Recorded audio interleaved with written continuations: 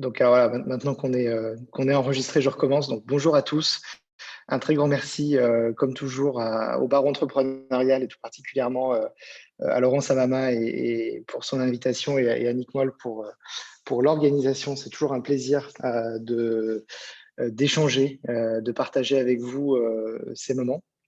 Donc voilà, je suis ravi d'intervenir ce matin sur un thème qui existe maintenant depuis un certain temps, qui fascine la profession d'avocat et sur laquelle il y a encore énormément de choses à faire, à penser, à imaginer. Donc voilà, j'espère que, en tout cas, vous allez apprendre des choses ce matin. On est sur une conférence de sensibilisation, d'éveil à ces sujets-là. Évidemment, si tout pouvait être fait en 2 heures ou en 1h30, ça se saurait. C'est évidemment, ça prend du temps. Les réseaux sociaux, ça demande un investissement personnel et ça demande évidemment de répondre à une certaine stratégie et on va avoir l'occasion d'en parler ce matin. Je ne sais pas si Annick, Laurent, vous voulez ajouter un mot, s'il y a des choses en particulier à préciser de votre côté. Si ce n'est pas le cas, j'attaque, je commence. Donc voilà, on est effectivement donc sur une conférence organisée par le Barreau entrepreneurial. Si je dois me présenter en quelques mots, aujourd'hui, j'ai une activité de conseil dans la transformation numérique des professionnels du droit. C'est une activité que je mène depuis 6 ans maintenant, depuis 2015. Et c'est une activité qui repose donc sur 2 pans, un pan de conseil qui est porté par Leganov et un pan de formation qui est porté avec SideQuest. SideQuest qui est un organisme qu'on a lancé il y a maintenant un petit peu plus d'1 an et qui fait de la formation en e-learning, formation donc entièrement, c'est pas du webinar, c'est vraiment de la formation e-learning, tournée, filmée, très séquencée, c'est-à-dire qu'en fait, vous allez suivre un ensemble de vidéos courtes. Vous commencez quand vous voulez, vous allez à votre rythme et on a plein de thématiques autour des soft skills. Alors, on est pour le coup sur des formations qui ont vocation à vraiment transmettre des compétences et des savoir-faire. Donc, on est sur des formats qui sont un petit peu plus longs, on est sur des formats de 4 ou 6 heures et sur des thématiques très variées, notamment la cybersécurité, la mise en œuvre de techniques de legal design dans votre quotidien, l'utilisation approfondie de LinkedIn, la stratégie de sollicitation personnalisée et tout ce que ça signifie d'un point de vue déonto avec énormément de ressources également. Enfin voilà, on a plein de thématiques qui sont en fait très complémentaires de ce qui est fait avec le Barreau entrepreneurial. Donc voilà, c'était la minute publicité. En tout cas, je vous enverrai un petit mail à la fin de cette conférence également pour vous donner plus d'infos à ce sujet. Et puis évidemment, cette conférence, elle est organisée par le Barreau entrepreneurial, c'est ce que je disais, et j'ai la chance d'intervenir pour le Barreau entrepreneurial maintenant depuis plusieurs années sur des thématiques variées qu'on renouvelle, qu'on réinvente régulièrement avec Laurent. Et voilà, donc c'est toujours un plaisir de repenser différents formats de conférences et d'avoir la chance de vous rencontrer. Alors, avant de commencer très rapidement sur les objectifs qu'on peut se donner dans cette conférence aujourd'hui, il y a un premier objectif quand on s'intéresse aux réseaux sociaux et que tout le monde a tendance à oublier. Alors, je vous le disais, j'ai commencé mon activité en 2015. En 2015, la profession d'avocat était au tout début de ce qu'on appelle toujours la sollicitation personnalisée. C'est-à-dire qu'on est la sollicitation personnalisée a été autorisée en 2014. Officiellement, on est au tout début de cette aventure-là. Et en fait, cette aventure de sollicitation personnalisée, on a également en 2014-2015 énormément d'avocats qui, alors, soit sont sceptiques, soit font tête baissée sans trop réfléchir et en fait oublient qu'avant de communiquer, il faut se poser des questions. Avant de communiquer, il faut se demander pourquoi on communique, quels sont les objectifs qui sont sous-jacents. Et en fait, les réseaux sociaux sont un média, sont un moyen de communiquer, mais qui n'échappe pas à cette règle-là qui est de se poser les bonnes questions pour se fixer les bons objectifs. Et en plus, et vous allez le voir après, je vais vous l'expliquer, mais on est dans une dynamique d'évolution de ces réseaux sociaux qui implique pour fonctionner, pour avoir des retours sur investissement ou tout simplement des résultats. Si vous n'avez pas défini d'objectif, vous n'aurez pas de résultats. Vous allez perdre du temps, vous allez perdre éventuellement de l'argent si vous payez des prestataires pour le faire à votre place. Et donc, ça prend forcément tout son sens de bien définir les bons objectifs. Ensuite, la deuxième chose, et elle est assez naturelle, c'est de se dire, bah, très bien, j'ai fixé mes objectifs, mais finalement, sur quel réseau je dois être présent? Et donc, on a tout un travail à faire. Alors, on n'aura pas l'occasion de traiter de tous les réseaux sociaux. L'idée, c'est plus de vous donner des règles, des astuces, une compréhension un petit peu de tout ça pour vous aider à choisir les bons réseaux, à tester les bonnes choses. Évidemment, j'aurais pas le temps en 1 heure et demie, 2 heures de rentrer dans le détail de chaque réseau, de leur fonctionnement, de leurs règles spécifiques et ainsi de suite. On va surtout se concentrer sur LinkedIn. On va parler des autres, hein, mais on va aussi parler beaucoup de LinkedIn, puisque finalement, c'est, le plus souvent le réseau le plus courant. Et puis surtout, c'est un réseau qui fonctionne, selon les règles communes de quasiment tous les réseaux. Alors, il y a des spécificités propres à LinkedIn, mais globalement, on a un certain nombre de dénominateurs communs qui fonctionnent. Si ça fonctionne sur LinkedIn, ça fonctionnera sur d'autres réseaux. Donc voilà. Ensuite, dernier point, eh bien, une fois qu'on a choisi, qu'on a défini sa stratégie, qu'on a choisi ces différents réseaux et qu'on s'est présenté de manière pertinente sur ces différents réseaux, mais en fait, il va falloir être visible, il va falloir se démarquer, il va falloir passer du temps au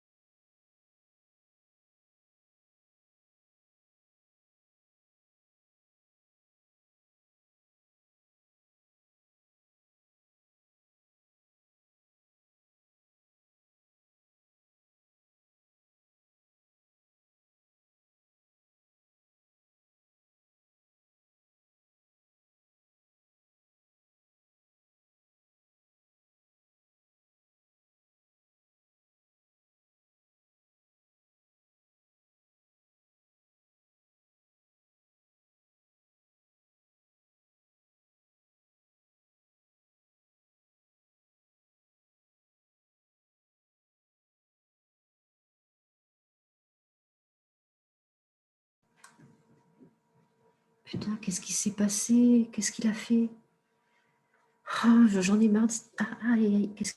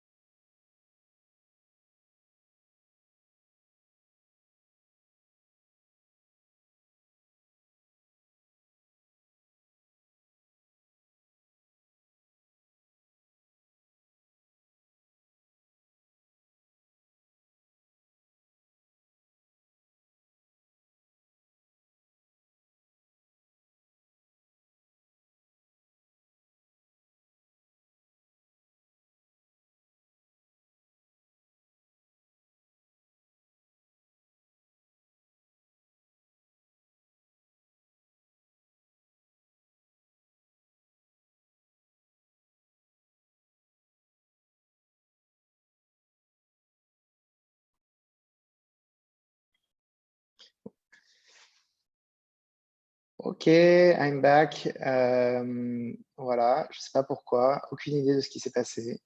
Donc désolé, je pense que j'ai eu un petit souci de connexion ou de mise à jour de Zoom. Voilà, donc désolé. Donc je vous disais, effectivement, on terminera, le dernier point par, déjà, ouais, tout le monde m'entend, c'est bon? Je sais pas, tac, converser. Oui, super, impeccable. Alors du coup, voilà, donc je vous disais, ouais, désolé, et je vous disais, on va essayer de terminer par peut-être quelques pistes, quelques warnings sur les dérives qu'on peut constater sur les réseaux sociaux et les conséquences que ça peut avoir, et donc du coup, donc sur les points d'attention également que vous devez avoir. Ah bah super, voilà, donc vous pouvez voir mon bureau en grand bazar. Voilà, c'est insupportable, rien ne veut marcher ce matin, voilà. Alors du coup, voilà, donc pendant toute la conférence, vous avez le chat pour poser vos questions. Alors, Laurent, parce que juste comme je suis en plein écran, que j'ai pas mes 2 écrans habituels aussi, surtout est-ce que tu pourrais m'envoyer, si tu vois des questions, me les envoyer sur le chat ou prendre la parole pour me les partager, parce que je peux pas les voir en même temps que je partage mon écran. Donc voilà. Donc premier point, bah, n'hésitez pas à poser vos questions sur le chat, on trouvera un moyen pour vous répondre, et puis voilà, au fur et à mesure, on essaiera d'y répondre, de la meilleure manière qui soit. Alors, je vous le disais un petit peu, on a 2 grands temps, ce matin. Un premier temps pour, définir et choisir une stratégie, qui sera, adéquat vis-à-vis de votre clientèle et qui va surtout, bah, vous ressembler. J'ai toujours tendance à dire que, les réseaux sociaux, c'est la continuité de soi, en dématérialisé sous forme d'avatars qui vont vivre, qui vont exister, qui vont se développer en termes de visibilité pendant que vous dormez. Donc je caricature un petit peu, mais pas complètement, et donc évidemment, il faut que cette image que vous donnez de vous sur les réseaux sociaux soit cohérente par rapport à votre stratégie d'ensemble, mais également soit cohérente par rapport à votre personnalité. C'est aussi pour ça que c'est souvent très, très délicat de déléguer la gestion des réseaux sociaux, en tout cas pour ces réseaux personnels. Les réseaux d'un cabinet, c'est différent, mais en tant que personne morale, mais en tout cas pour ces réseaux personnels, c'est souvent assez délicat de déléguer cette gestion-là. Et puis donc voilà, cette première étape, elle est utile pour bien se préparer, pour se poser les bonnes questions. Et puis ensuite, il y a un deuxième temps qui est d'agir le plus efficacement possible, de prendre la parole, de prospecter, de se développer. On est vraiment sur de la mise en œuvre.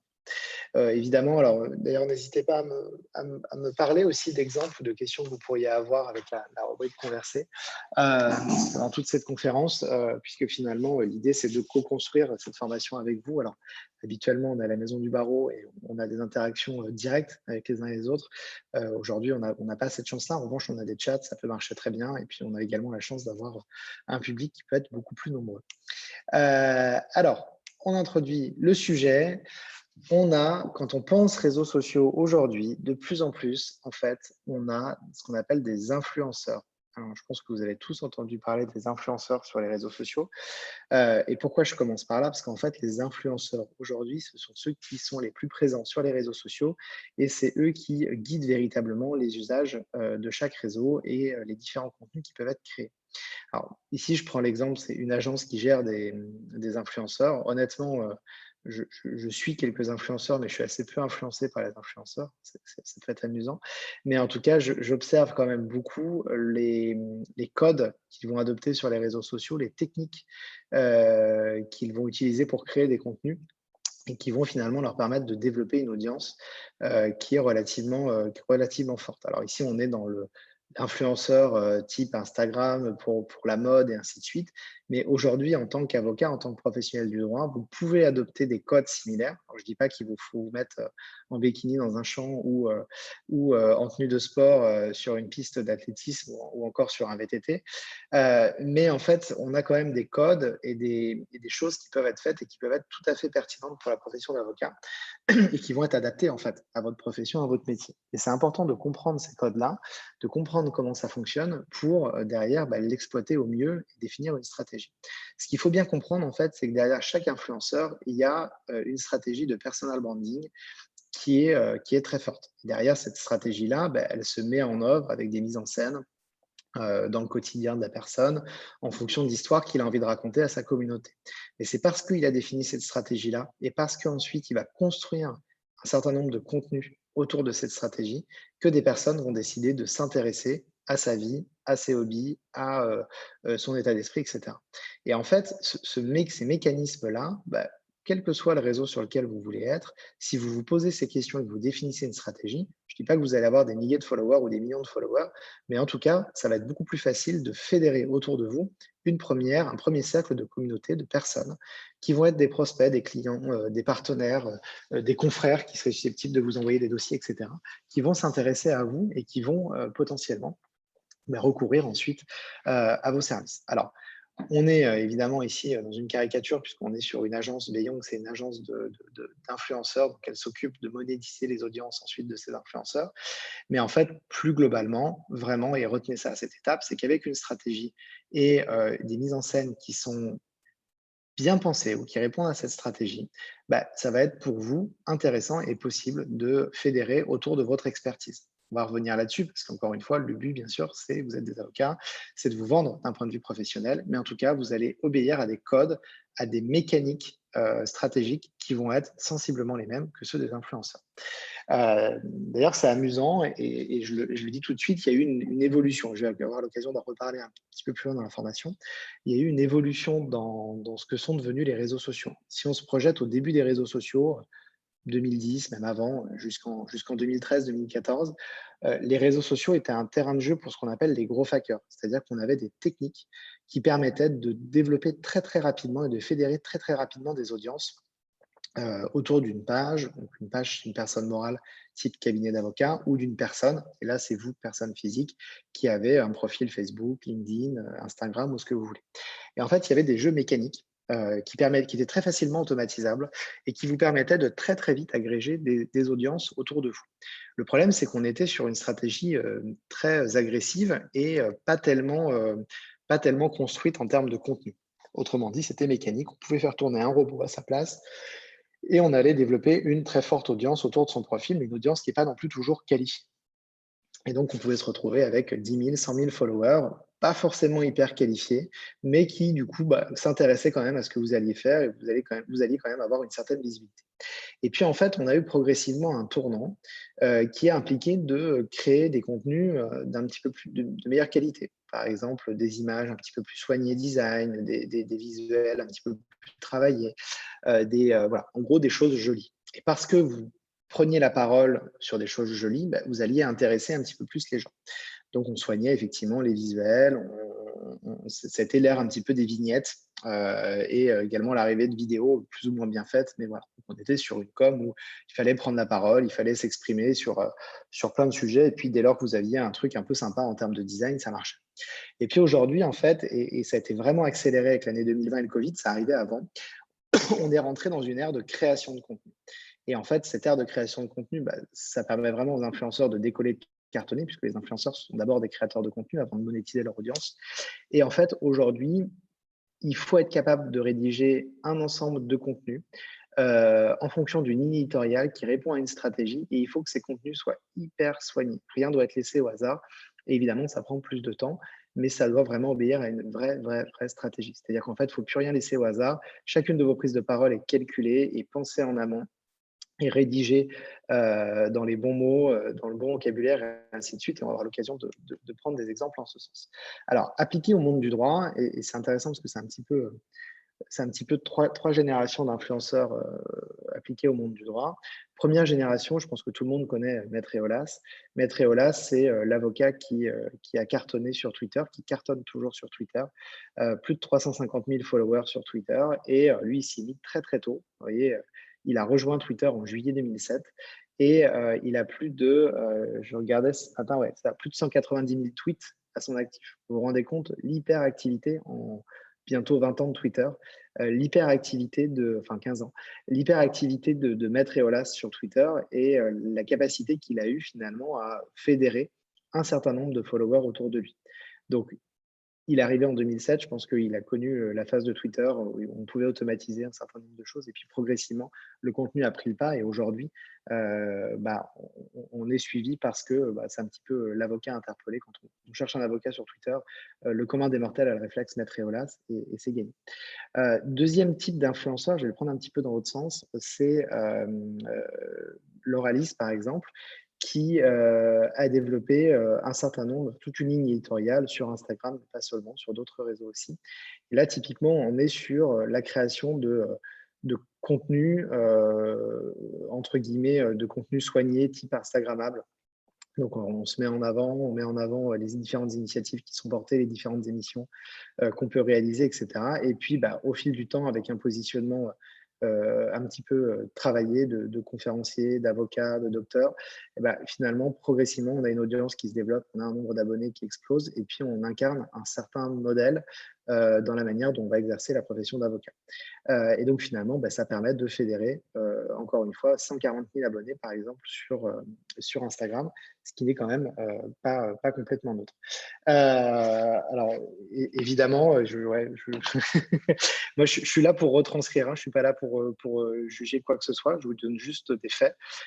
Aujourd'hui, voilà, Lauralis, c'est 140 000 personnes sur Instagram et c'est une audience qui est très, très suivie par des étudiants en droit, par des avocats et ainsi de suite. C'est quelqu'un qui est suivi. Donc, c'est une réalité parce qu'elle a créé un certain nombre de contenus qui obéissent à une stratégie éditoriale de sa part, qui est une profession d'avocat au féminin, et ainsi de suite. Alors, ce qu'il faut, voilà. Et donc, le troisième exemple, génération d'influenceurs plutôt issus du monde du droit, c'est Arthur Sauzet. Donc, Arthur Sauzet, c'est un avocat qui a quitté la robe maintenant, je crois. Enfin, c'est pas je crois, je suis sûr. Et qui est devenu youtubeur autour des sujets d'innovation dans le monde du droit. En fait, il a créé une chaîne YouTube de niche. Et c'est un bon exemple parce que autant Maître Eolas ou Lauralis travaillent en fait des publics et fédèrent une communauté qui dépasse même largement le monde du droit, autant Arthur Sauzet est sur une communauté qui est avant tout des professionnels du droit et construite autour d'une expertise. Donc il a lancé une chaîne YouTube autour des sujets d'innovation dans le monde du droit et il a construit un certain nombre de contenus très travaillés où là il partage une expertise à travers ces contenus-là au plus grand nombre et dans la niche des professionnels du droit. Et donc voilà, ces trois exemples, en fait, retenez juste que ces trois exemples, ces trois générations d'influenceurs du monde du droit, mais qui ont toutes bâti à un moment donné une stratégie, se sont tenus à cette stratégie et l'ont travaillée de façon durable. Et à terme, ils ont créé énormément de contenu et ces contenus-là ont permis de fédérer des communautés autour d'eux. Alors encore une fois, on aime, on n'aime pas, je ne suis pas du tout là pour juger, en fait, on s'en fiche un peu. Ce qu'il faut juste comprendre, c'est qu'en termes de stratégie, ils ont une stratégie et cette stratégie-là, ils l'ont mis en œuvre, ils l'ont martelée, ils l'ont construite, ils l'ont enrichie, ils ont itéré pour l'améliorer en permanence. Et puis, ça finit par payer. Et c'est des gens aujourd'hui qui sont très suivis et qui, pour certains, monétisent très bien leur audience. Pour d'autres, trouvent plein de clients grâce à cette stratégie qu'ils ont pu avoir sur les réseaux sociaux et ainsi de suite. Alors, donc, si on résume les facteurs clés de succès, c'est d'avoir une stratégie claire, de créer des contenus au quotidien qui vont répondre précisément aux objectifs qu'on s'est fixés dans la stratégie. Et puis ensuite, évidemment, il faut soigner la relation à sa communauté avec des prises de parole et des interactions avec les personnes qui vous suivent, qui s'intéressent à vos contenus de qualité soignée. Donc, ça demande du temps, ça demande un investissement conséquent. Je pense pas que sur les 200 personnes qui nous suivent ce matin, vous vouliez tous être influenceurs, vous vouliez tous de cette vie-là. Mais entre guillemets, c'est pas très grave. Si vous reprenez déjà en partie ces codes-là, dans la façon dont vous allez construire votre stratégie et vos contenus, rien qu'avec ça, vous allez progressivement pouvoir développer votre audience auprès de vos clients, fédérer vos clients autour de vous et ainsi de suite. Globalement, on va prendre les mêmes codes, puis vous allez les appliquer à votre sauce sans forcément avoir des milliers de followers, on s'en fiche, mais en ayant quelques followers de qualité qui sont des prospects et qui seraient susceptibles un jour de devenir clients de votre cabinet. Pour ça, il faut raconter une histoire et on va avoir l'occasion d'y revenir. Et alors, du coup, dernier exemple, cette fois-ci, qui est alors, Grégoire Gambato, c'est un juriste de formation. Il a fait un master en droit fiscal, il a fait plein d'autres choses ensuite. Il est parti du droit, mais il a créé une agence dite de gros hacking, c'est-à-dire une agence qui permettait de développer justement grâce au web, de développer les ventes des entreprises grâce au web. Et puis, il a décidé de faire un pivot assez radical l'année dernière, pendant le confinement, en faisant basculer son agence, qui s'appelle Germinal, d'une agence en un organisme de formation. Et en fait, ce qui est intéressant, c'est qu'il a construit ce pivot-là autour d'une stratégie éditoriale hyper forte. Il a raconté l'histoire de Germinal, il a raconté l'histoire de tout ce qu'il vivait au niveau de Germinal et il a fédéré énormément de personnes autour de lui sur LinkedIn en créant des contenus. Je vous disais tout à l'heure, il faut des contenus beaux, mais en fait, sur LinkedIn, il faut en fait des contenus de texte qui accrochent. qui donne envie aux gens d'aller plus loin. Et c'est ce qui fonctionne, c'est ce que les algorithmes favorisent en termes de visibilité. Et c'est aussi finalement ce qu'attendent les utilisateurs de LinkedIn. Et donc, c'est ce qui a permis à Grégoire Gambato, vous voyez, à chaque fois qu'il prend la parole, c'est des centaines de milliers de vues. Il a plus de 100 000 abonnés. Et donc, effectivement, c'est ce qui lui a permis d'exploser. Et donc, ça, c'est un exemple qui vous montre qu'aujourd'hui, sur les réseaux sociaux, le contenu devient central. Pendant longtemps, ça a été d'abord des histoires de gros hacking et des phénomènes très, très mécaniques qui pouvaient être robotisés. Ensuite, c'est devenu des choses qui sont beaux, très égocentrés. Et puis, en fait, aujourd'hui, ça devient des contenus de qualité qu'on repartage aux personnes qui vous suivent, à l'ensemble des personnes qui sont inscrites sur ces réseaux sociaux. Et comme on met bien en abîme ces contenus-là, qu'on raconte une histoire autour de ces contenus-là, et bien en fait, les gens s'intéressent à vous, s'intéressent à votre histoire, s'intéressent à votre expertise. Et si vous arrivez à faire ça, vous allez tout de suite faire décoller la perception qu'auront vos prospects de vous et vous leur donnerez envie d'aller vers vous. Alors, bon, c'est une introduction, vous allez me dire, super, c'est plus facile à dire qu'à faire et concrètement, comment ça marche. Et je vois une question de Laurent en même temps sur le nombre de followers, j'aurai l'occasion d'y revenir. Je le dis dès maintenant, mais je vais avoir l'occasion d'y revenir. La quantité n'est pas le plus important. Ce qui compte vraiment, c'est la qualité de vos followers. Si je reprends les exemples ici, alors bon, on est sur 3 types d'influenceurs qui ont chacun leurs propres audiences, leur propre mode de fonctionnement, etc. Mais vous prenez par exemple Arthur Sauzet. Arthur Sauzet, il n'a pas 25 000 followers. Il a, j'ai peur de dire une bêtise, je crois qu'il en a 2000 sur sa chaîne YouTube. Arthur, tu m'en tiendras pas rigueur si je dis des bêtises. En tout cas, quelques milliers sur sa chaîne YouTube. Et en fait, ça suffit parce qu'on est sur une niche. Donc, ça sert à rien d'en avoir 100 000. Ce qu'il faut, c'est d'en avoir 1000, 2000, 3000 qui vont vraiment s'intéresser à ce que vous faites. Et je vais même aller plus loin. Il faut mieux avoir 200 contacts sur LinkedIn qui sont des prospects qui vont vraiment vous suivre, qui vont vraiment s'engager, qui vont vraiment s'intéresser à ce que vous faites, que d'en avoir 10 000 qui n'ont rien à faire. On va avoir l'occasion d'y revenir sur des exemples pratiques après. Alors, je vais juste essayer, comme je ne vois pas les questions, c'est un peu pénible. Attends, je vais juste arrêter le partage, pas le partage écran, ouais, Q&R. J'étais là, et non, pas Q&R. Converser. OK. Alors, du coup, attendez, juste. En fait, c'est bon, j'ai réussi à remettre les questions. Trop cool. C'est bon, du coup, Laurent, Annick, j'arrive à voir les questions.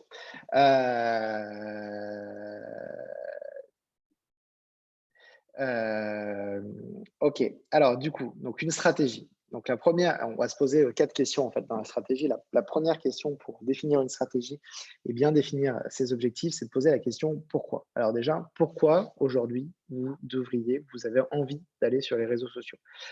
Évidemment, notre formation, elle est orientée sur le développement clientèle parce que c'est le barreau entrepreneurial et parce qu'un entrepreneur a besoin de vendre ses services et ses expertises. Donc évidemment, on a un point d'attention particulier sur le développement clientèle. En fait, ou le développement de votre cabinet. En fait, ça peut être aussi beaucoup plus large. Vous pouvez vouloir être sur les réseaux sociaux parce que vous avez envie d'améliorer votre marque employeur, d'attirer des collaborateurs qui vont s'intéresser à votre histoire, qui vont y croire à 200% et qui vont être ravis de travailler à vos côtés et de contribuer au développement de votre cabinet. Vous pourriez aussi tout à fait aller sur les réseaux sociaux pour faire de la veille et vous dire, aujourd'hui, je vais être sur les réseaux parce que j'ai envie de faire de la veille, pas forcément juridique, mais de la veille sectorielle. Vous êtes par exemple un avocat spécialisé dans le secteur du BTP, vous avez envie de suivre tout ce qui se passe dans le secteur du BTP et de l'innovation ou des PropTech par exemple. Voilà. Vous suivez de très très près toutes les PropTech, vous avez envie de suivre tout ce qu'il y a en matière d'innovation dans le secteur de l'immobilier, de la construction. En fait, vous allez pouvoir faire de la veille sur ce secteur-là, mieux comprendre les enjeux de votre clientèle et du coup être beaucoup plus à l'aise dans les différents rendez-vous que vous pourriez avoir avec eux. Donc ça, la veille, c'est pas forcément une veille juridique, ça peut être aussi une veille économique, une veille sectorielle. Et ça, c'est des choses qui sont hyper importantes et qui peuvent vous permettre de détecter des signaux, d'être bien meilleur pour comprendre vos clients et créer des offres ensuite qui vont leur correspondre.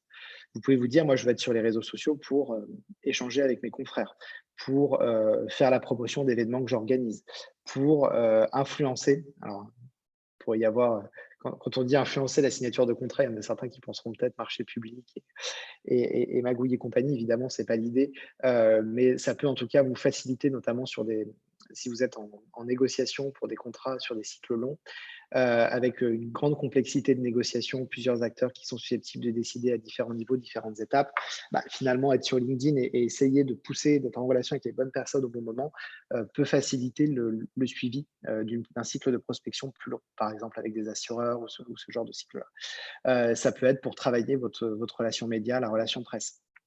Ça peut être pour, agrandir votre réseau, ou développer l'image de marque de votre cabinet, voilà.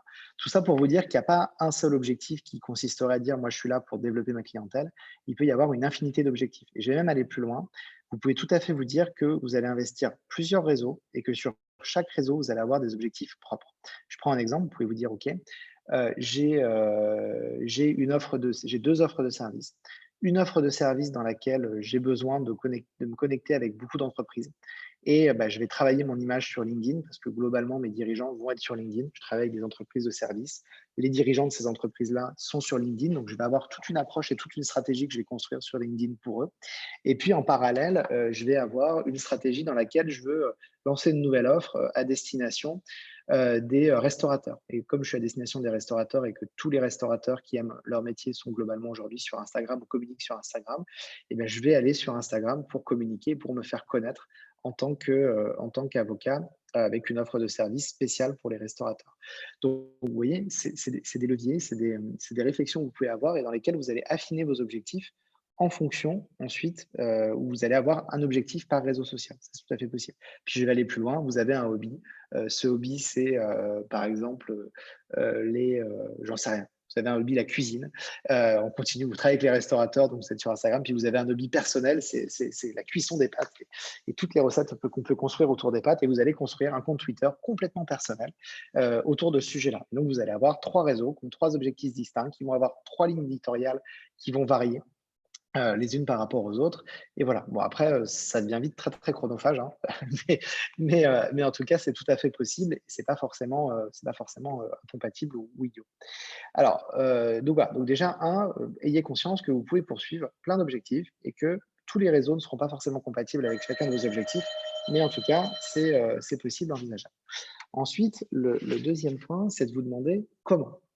Comment, finalement, on va pouvoir, verbaliser ces différents objectifs qu'on va se fixer? Et en fait, pour ça, on a alors, certains ont déjà suivi des conférences avec moi, je vous en ai déjà parlé, mais sous un autre mode. Cette matrice Canva, en fait, c'est une matrice qu'on fait pour, les entreprises. On l'a fait pour les entreprises pour les aider à repenser leur modèle économique autour des besoins de leurs clients. Et en fait, cette matrice, vous pourriez tout à fait la réaliser et l'appliquer sur la manière dont vous construisez votre stratégie sur les réseaux sociaux. C'est assez simple, hein, à la base, c'est le business model Canva. Et en fait, il a été remasterisé. Je vous ai mis la référence à côté, vous l'aurez dans les ressources, en Professional Business Model Canva. En fait, l'idée, c'est de vous dire, quand vous investissez les réseaux sociaux et si vous voulez bien le faire, et d'ailleurs, si vous le faites, faites-le bien. Soit vous le faites, vous avez juste un profil passif sur LinkedIn, c'est un super CV bien fait, très bien, c'est la brique zéro. Soit si vous voulez vraiment investir les réseaux sociaux, vous devez définir une stratégie. Si vous ne le faites pas, vous perdrez votre temps. Et si vous devez définir votre stratégie, vous devez vous demander et vous poser plusieurs questions qui vont en fait vous permettre de construire un mini modèle économique autour de votre réseau. Et en fait, ce mini modèle économique autour de votre réseau, vous allez remplir plusieurs cases. La première case, c'est de savoir qui vous voulez aider, à qui vous voulez raconter des choses, partager des contenus qui seraient utiles. Et donc là, vous devez vous interroger sur quelle est la communauté que vous avez envie de fédérer autour de vous. Alors, on prenait l'exemple du BTP, des entrepreneurs, ça pourrait être des particuliers sur du divorce, ça pourrait être des victimes de préjudices corporels, ça pourrait être, bref, un certain nombre de personnes. Donc, vous devez définir, comme pour toute logique de business développement, vous devez définir très précisément quelle est la cible que vous voulez aider, à qui vous voulez parler. Et donc ça, c'est fondamental. Donc, c'est la partie droite, tout à droite de la matrice qui vous voulez aider, vos clients, vos prospects. Et donc, une fois que vous avez défini qui était votre communauté, en termes de segment client, donc en termes de caractéristiques, vous allez devoir vous interroger sur leurs habitudes. Quels sont les types de contenus qu'ils peuvent lire sur les thématiques juridiques ou sur ce que pourrait lui apporter un cabinet d'avocats. Vous devez vous demander quels sont les types de formats qu'elle va consommer. Est-ce que c'est un public qui regarde la télé? Est-ce que c'est un public qui est plutôt présent sur tel ou tel type de réseau? Est-ce que c'est un public qui consomme plutôt des vidéos, plutôt des visuels ou plutôt du contenu texte? Ou encore des podcasts? Est-ce que voilà, donc vous devez vous poser un certain nombre de questions sur les habitudes de votre public, ses modes de consommation de contenu, et à partir de ces modes de consommation de contenu, regardez également les marques qui peuvent suivre. Ça, c'est hyper intéressant. Regardez les marques qui suivent, regardez les influenceurs qui sont amenés à suivre également. Et ça vous donnera des idées, des codes que vous allez devoir adopter dans le type de contenu que vous allez devoir leur apporter. Et donc, pas en fait de contribution. Aujourd'hui, si vous allez sur les réseaux sociaux pour juste être en mode moi-je, moi, à ma dernière conférence, moi qui ai gagné mon dernier procès, moi dans mon dernier classement, etc. Clairement, ça va pas fonctionner. Pourquoi? Parce qu'en fait, sur les réseaux sociaux, il faut donner du contenu de qualité, il faut donner de la connaissance, il faut donner de l'expertise, il faut donner des choses. C'est parce que vous allez donner ces éléments-là que vous allez être suivi. Et c'est parce que vous serez suivi que vous serez aussi reconnu comme un expert incontournable et qu'ensuite, vous pourrez être invité à droite, à gauche et ainsi de suite. Et puis, surtout, vous pourrez éventuellement, puisque c'est quand même la finalité, rentrer à terme des dossiers. Donc, c'est hyper important de vous dire, OK, j'ai des clients ou des prospects qui ont tel et tel type d'habitude, qui sont sur tel réseau, qui apprécient tel ou tel type de contenu. Maintenant, moi, en tant qu'expert de mon domaine, quel type de contenu je vais créer pour eux? Quel type d'expertise je vais décider de leur partager? Et puis ensuite, sous quel format? Et donc, en termes de format, encore une fois, je vous le répète, ça peut être des vidéos, ça peut être du contenu texte, ça peut être une histoire très forte, très aspirationnelle que vous allez leur raconter parce que c'est fondamental pour eux de croire en ces choses-là, et ainsi de suite. Donc, vous allez pouvoir vous dire, OK, vous allez avoir à partir de votre segment client plein d'idées de types de contenu que vous pourriez faire et vous allez tester ces types de contenus-là. On aura l'occasion d'en reparler après. Et donc, du coup, ça, c'est votre contribution. Et votre contribution, c'est hyper important de verbaliser et de lister les types de contenus que vous pourriez poster à partir des attentes de vos clients. Et c'est parce que vous allez poster ces contenus-là et que vous allez poster des contenus qui sont susceptibles de les intéresser que vous allez les attirer et qui vont vous suivre sur vos réseaux. Voilà. Ensuite, il faut vous demander comment vous allez interagir avec eux. Donc là, on est vraiment sur des enjeux de tonalité. Est-ce que vous allez les tutoyer, les vouvoyer? Est-ce que vous allez utiliser un langage soutenu, au contraire un langage assez décomplexé? Enfin, encore une fois, ça va dépendre de votre style personnel, mais aussi des attentes de votre cible. Je prends un exemple, vous êtes un avocat qui travaille exclusivement avec des gens dans le secteur de la com digitale, vous pourriez tout à fait vous dire que vous allez adopter le tutoiement d'emblée, parce que c'est les codes en fait du secteur et de vos clients. Au contraire, vous pourriez tout à fait vous dire, non, justement, moi je suis pas complètement du secteur et je vais leur montrer, et en leur montrant, ça va me permettre de mettre une limite, une frontière que finalement ces personnes-là vont apprécier.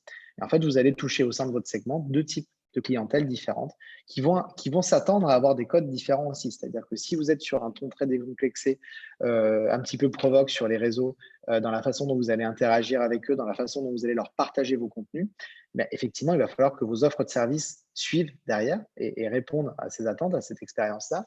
Et puis, il va falloir également que, quand le premier rendez-vous a lieu, vous soyez également dans ces codes-là. Sinon, il y aura une, un décalage important entre l'image que vous allez refléter, qui va être perçue par votre cible client, et puis la réalité des prestations, des offres de services, ou tout simplement de l'expérience que la personne va vivre ensuite dans votre cabinet. Donc, il faut réfléchir à cette cohérence-là, elle est très, très importante.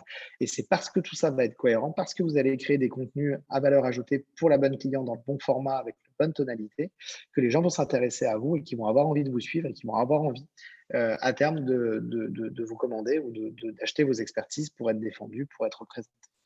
Alors évidemment, et là on s'intéressait à la partie droite du tableau. La partie droite du tableau, elle vous permet finalement d'obtenir à terme un retour sur investissement. Mais pour produire ces contenus-là, il y a un investissement. Il y a un investissement en temps. Il y a un investissement, alors quand je dis en temps, parce qu'il faut créer des contenus. Créer des contenus, ça ne s'improvise pas. Effectivement, ça prend un certain temps, et on aura des exemples de types de contenus que vous pourriez créer. Parfois, vous allez avoir besoin de vous faire aider par des designers, par des monteurs vidéo, par différentes personnes. Parfois, vous aurez besoin de sponsoriser certaines actualités que vous avez pour les rendre plus visibles, pour décoller au départ. Donc, vous allez avoir besoin de vous appuyer sur les outils de sponsoring qui existent sur les différentes plateformes réseaux sociaux. Et donc, tout ça va être un investissement en temps, mais aussi un investissement en argent. Mais c'est ce qui va vous permettre de créer une valeur que vous allez pouvoir partager ensuite à votre réseau. Donc, cette matrice, elle est intéressante parce qu'elle vous aide véritablement à poser votre stratégie sur un papier, sur un coin de papier autour d'un canevas avec une certaine cohérence.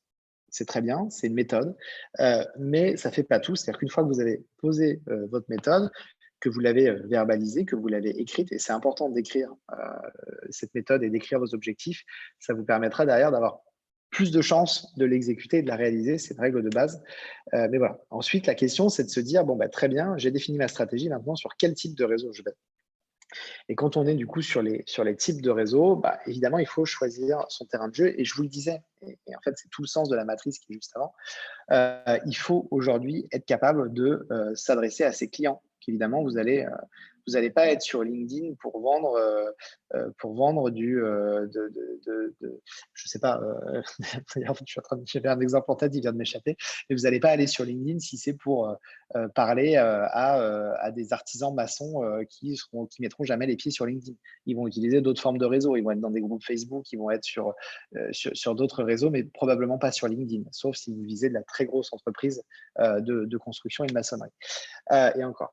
Donc, du coup, voilà. Donc, la question ensuite, c'est de se dire où on va. Et évidemment, on va aller là où ses clients sont. Donc, quelles sont les habitudes de mes clients, sur quel type de réseau ils sont. Et du coup, vous allez y aller. Alors, on prend quelques chiffres aujourd'hui. Et d'ailleurs, c'est incroyable à quel point ça a augmenté encore en 2020. J'étais surpris en mettant à jour cette slide ce matin. En fait, on a en France aujourd'hui une population de 65 millions de personnes. On a 67 millions de connexions mobiles. Donc, parce que certaines personnes ont 2 téléphones portables et on a plus de connexions mobiles que de personnes en France, donc c'est assez dingue. On a 59 millions de personnes qui utilisent Internet et on en a 49 millions qui sont actifs sur les réseaux sociaux. Donc, vous enlevez les enfants en bas âge, moins de 12 ans et ainsi de suite. En fait, quasiment tout le monde aujourd'hui est sur les réseaux sociaux au moins une fois par jour. Donc, on est sur quelque chose un phénomène qui est énorme. Et en fait, quand on est sur les réseaux sociaux, on a du temps de cerveau disponible.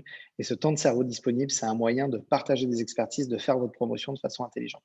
Après, il faut se démarquer parce qu'aujourd'hui, tout le monde le fait. Tout le monde le fait. Donc, c'est pour ça qu'il faut avoir véritablement cette stratégie. Je vous le martèle, mais c'est vraiment la clé de succès. Alors, si je viens un petit peu sur les tendances des réseaux, et d'ailleurs, il y a des réseaux ici que je ne connais pas. On a, en termes de réseaux sociaux, Facebook, c'est 2,7 milliards d'individus qui sont sur Facebook aujourd'hui. Bon, c'est juste incroyable. Voilà, c'est le premier réseau social aujourd'hui. C'est un réseau social qui, en France, quand même, est en train de décliner. Alors, on a encore tout un pan de la population qui est sur Facebook, mais Facebook est en train de s'effacer au profit notamment d'Instagram et de LinkedIn. Et c'est particulièrement vrai au sein de la profession d'avocat. C'est quelque chose que je constate parce que j'ai fait plusieurs campagnes Batona. Donc, quand on fait une campagne Batona, on visait les électeurs, c'est-à-dire vous, avocat du barreau de Paris. Et en fait, en 2014, on était sur une campagne qui passait à 80% sur Facebook, 10%, enfin, ouais, 70% sur Facebook, 20% sur Twitter, 10% sur LinkedIn en termes d'influence. En 2016, on était encore sur 70% Facebook, mais la tendance Twitter, LinkedIn s'était inversée. Et en fait, là, sur la dernière campagne, on a 20% Instagram, 50% Facebook, 30%, voire 40% LinkedIn, 10% Twitter. En fait, LinkedIn a énormément monté et Instagram aussi contre Facebook. D'ailleurs, si vous faites la somme de mettre tous mes pourcentages, on arrive à beaucoup plus de 100%, donc ce qui n'a absolument pas de sens. Mais en tout cas, voilà, on constate un effacement de Facebook, une montée d'Instagram. Et l'effacement de Facebook se fait au profit d'Instagram, mais se fait aussi au profit de LinkedIn. Donc, voilà ce qu'il faut retenir au niveau de la profession d'avocat en termes d'influence. Après, c'est pas forcément représentatif de votre clientèle. Donc, encore une fois, il faut se poser les bonnes questions. On a tendance à l'oublier. On a YouTube. YouTube, aujourd'hui, c'est 2,2 milliards, enfin, presque 2,3 milliards d'utilisateurs dans le monde. Et YouTube est un réseau social, puisque quand vous regardez une vidéo, vous pouvez interagir avec la vidéo, mettre un commentaire, une mention like, la repartager, ainsi de suite. Donc en fait, YouTube, c'est Google derrière, c'est le même groupe, c'est le groupe Alphabet. Et YouTube est un réseau social qui est montant, qui explose. Alors je pense que vous avez tous entendu parler D'ailleurs, c'est assez amusant de se rendre compte qu'aujourd'hui, même dans les plus hautes sphères, finalement des institutions, les réseaux sociaux et le rôle des influenceurs n'est plus à négliger puisqu'on l'a vu, Emmanuel Macron, a recouru au service d'influenceurs pour changer un petit peu son image de marque, pour toucher aussi un public plus jeune et le réimpliquer, au niveau politique sur le rôle des institutions et ainsi de suite. Alors après, encore une fois, je suis pas là pour faire des jugements de valeur. En tout cas, ça marche, ça fait des millions de vues et ça a permis au président d'être visible sur ces sujets-là auprès de personnes qui se désintéressaient totalement de la politique. Donc voilà, on trouve que c'est bien ou pas bien, mais en tout cas, ça fonctionne et ça permet de capter une audience hyper importante. Et tout ça, c'est passé par YouTube. WhatsApp est un réseau social. Bon, je passe un petit peu sur WhatsApp. Messenger aussi, c'est la messagerie de Facebook. Instagram, c'est 1,2 milliard de, de, de, de profils actifs. C'est hyper important. WeChat, c'est le réseau social chinois, bon, moins présent en France. TikTok est un réseau montant si vous cherchez à viser un public plus adolescent. Je prends par exemple, vous faites du divorce. Vous savez que dans le divorce, les enfants peuvent avoir un impact, peuvent avoir un rôle, les adolescents peuvent avoir un rôle en matière de divorce sur un certain nombre de choses. Finalement, vous pourriez tout à fait vous dire que TikTok est un réseau pertinent que vous pourriez investir. Donc voilà, bon, on a Snapchat, je passe un petit peu, même si en France, Snapchat est encore relativement utilisé, mais voilà. Donc LinkedIn, on en revenait, c'est un réseau sur lequel on va prendre pas mal d'exemples après. Twitter, qui est un réseau qui a eu un regain, notamment avec tout ce qui s'est passé sur le rôle de Donald Trump et ainsi de suite, qui a été un réseau assez au cœur de l'actualité, qu'on a souvent cru mort, mais qui continue à exister, qui continue à tourner, que beaucoup de personnes utilisent. Moi, personnellement, c'est un réseau qui me fatigue, mais en tout cas, il y a des personnes qui le suivent et c'est un réseau qui est très, très utile pour faire de la veille sectorielle, puisqu'aujourd'hui, dès lors qu'on a une info, on la passe sur Twitter et on a des veilleurs qui permettent d'agréger des flux et de collecter des informations par thème qui sont ensuite repartagées sur des sites internet, dans des newsletters de veille et ainsi de suite. Donc, être sur Twitter est intéressant en ce sens-là, parce qu'il va vous permettre de faire de la veille et si vous êtes producteur de contenu un petit peu expert, d'être aussi référencé dans la veille de personnes qui sont ensuite influentes. Facebook, ça continue à fonctionner, hein, et il y a encore, ça capte encore, et je vous le disais, 2,7 milliards de personnes. Mais quand même, globalement, en France, c'est un petit peu plus sur le déclin.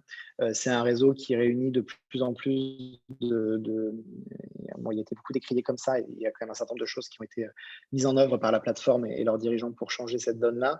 Mais la réalité, c'est que c'était une plateforme qui a vraiment favorisé aussi les thèses un petit peu complotistes au travers de groupes et ainsi de suite.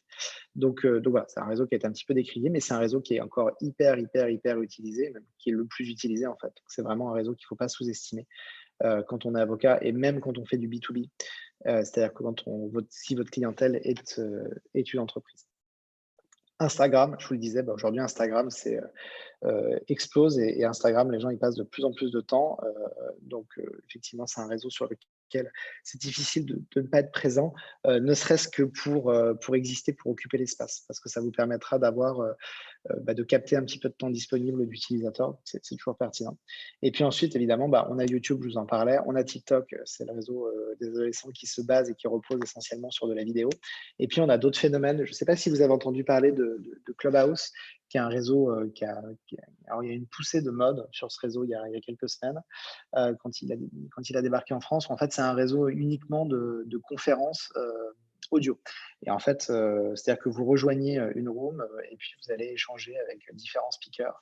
Rien n'est enregistré sur Clubhouse et tous les échanges sont très, très, très spontanés. Et en fait, Clubhouse a vraiment fonctionné parce qu'au début, c'était un réseau très utilisé en Californie, dans la Silicon Valley, et en fait, dans laquelle on pouvait retrouver Elon Musk, enfin des très hautes personnalités de la Silicon Valley, et ça vous permettait d'échanger en direct avec ces personnalités-là, donc et de manière orale, assez décomplexée, et ainsi de suite. Et donc, du coup, c'est un réseau qui a beaucoup plu pour ces raisons-là. Quand il est arrivé en France, et d'ailleurs, pas mal de professionnels du droit s'en sont emparés. Il y a eu beaucoup de conférences organisées en ce sens-là.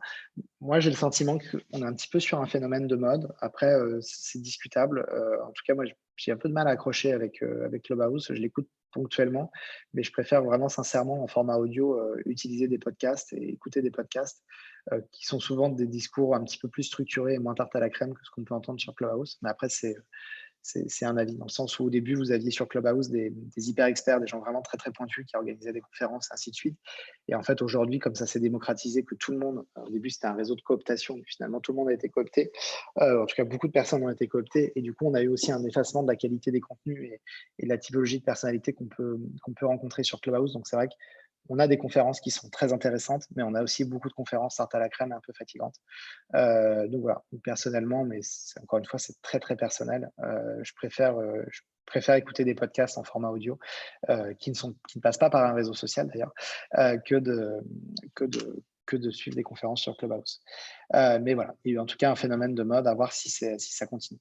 Alors ensuite, la question, c'est qu'il faut se poser, c'est finalement qu'est-ce que je vais raconter sur ces réseaux. Qu'est-ce que je vais chercher comme objectif plus précis? Est-ce que je veux être simplement présent? Est-ce que mon but va être d'être connu? Est-ce que mon but va être d'être reconnu? Et puis, il faut verbaliser ça avec des mots très précis et pourquoi pas des verbes d'action. Donc, mon objectif, c'est de gagner 25 clients grâce à LinkedIn en partageant des anecdotes de mon métier sur tel ou tel type de sujet. Bon, bah, très bien. Ça, c'est un objectif que vous vous fixez. Il va falloir ensuite avoir une certaine régularité. Donc, dans la suite de vos objectifs, ça va être de vous dire, bon, bah, je vais prendre la parole 3 fois par semaine. Enfin, 3 fois par semaine, c'est beaucoup. Une fois par semaine et je vais m'y tenir et il faut que j'arrive à publier une fois par semaine quelque chose en ce sens-là.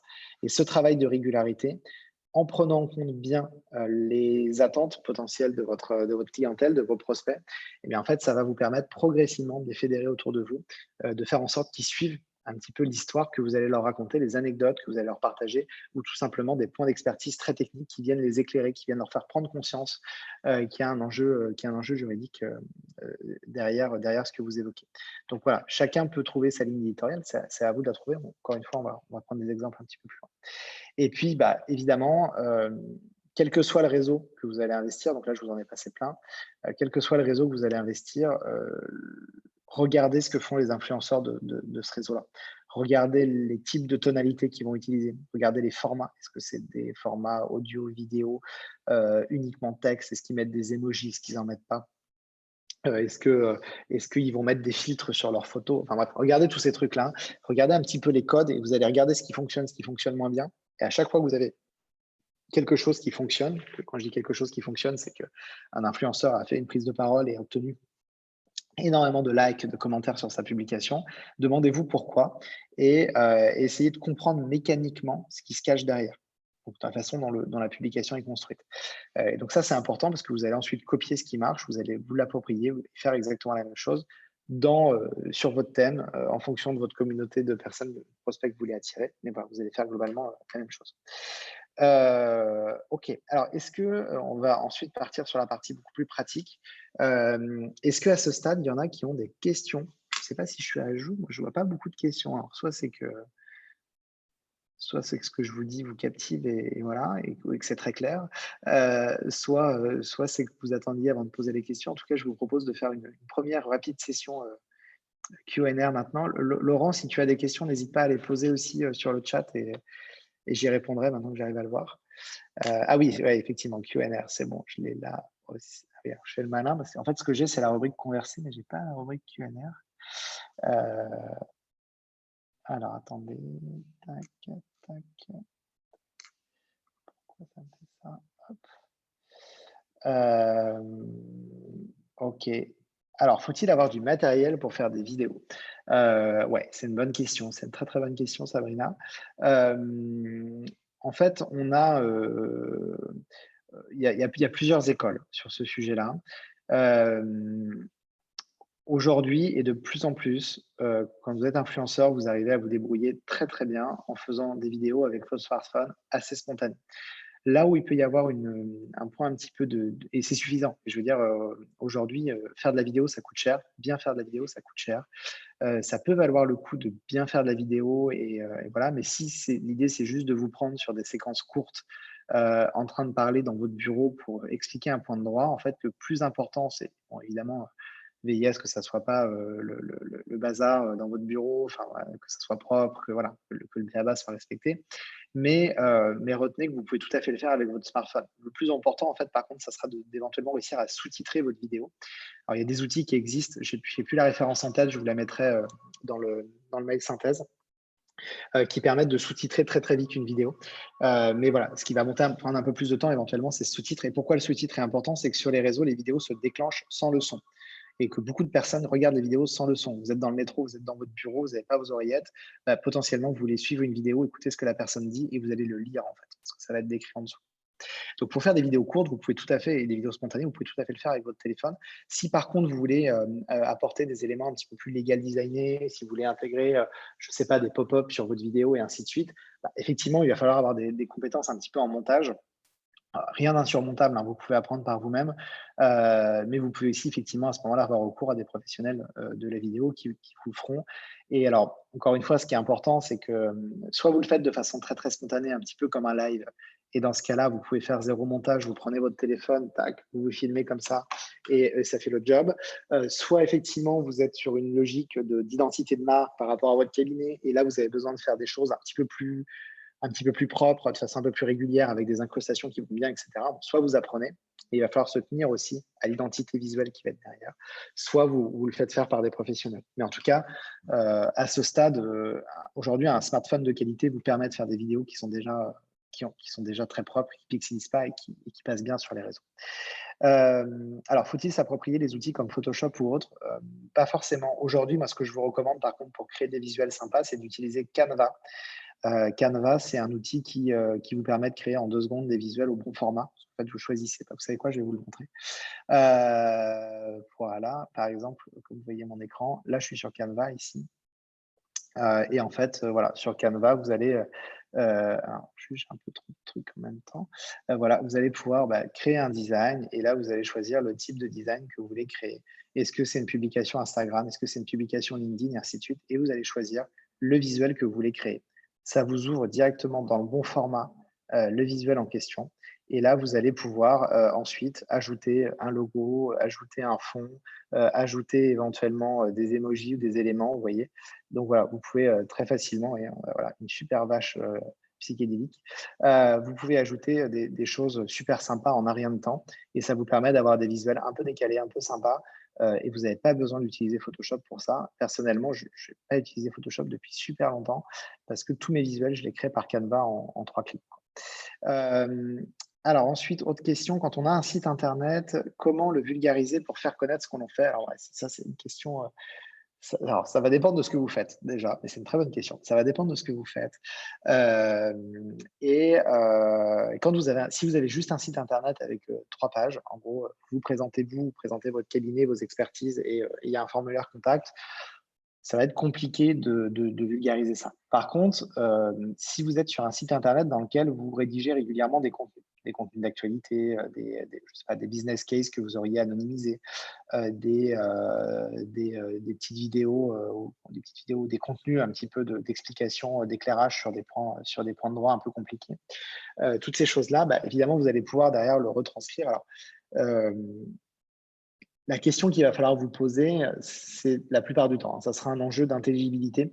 Quand on est sur les réseaux, on consomme, les utilisateurs des réseaux sociaux dont vous faites partie, hein, quand on voit les stats, j'imagine que sur les 200 personnes qui nous écoutent ce matin, il y en a beaucoup qui sont sur ces logiques-là.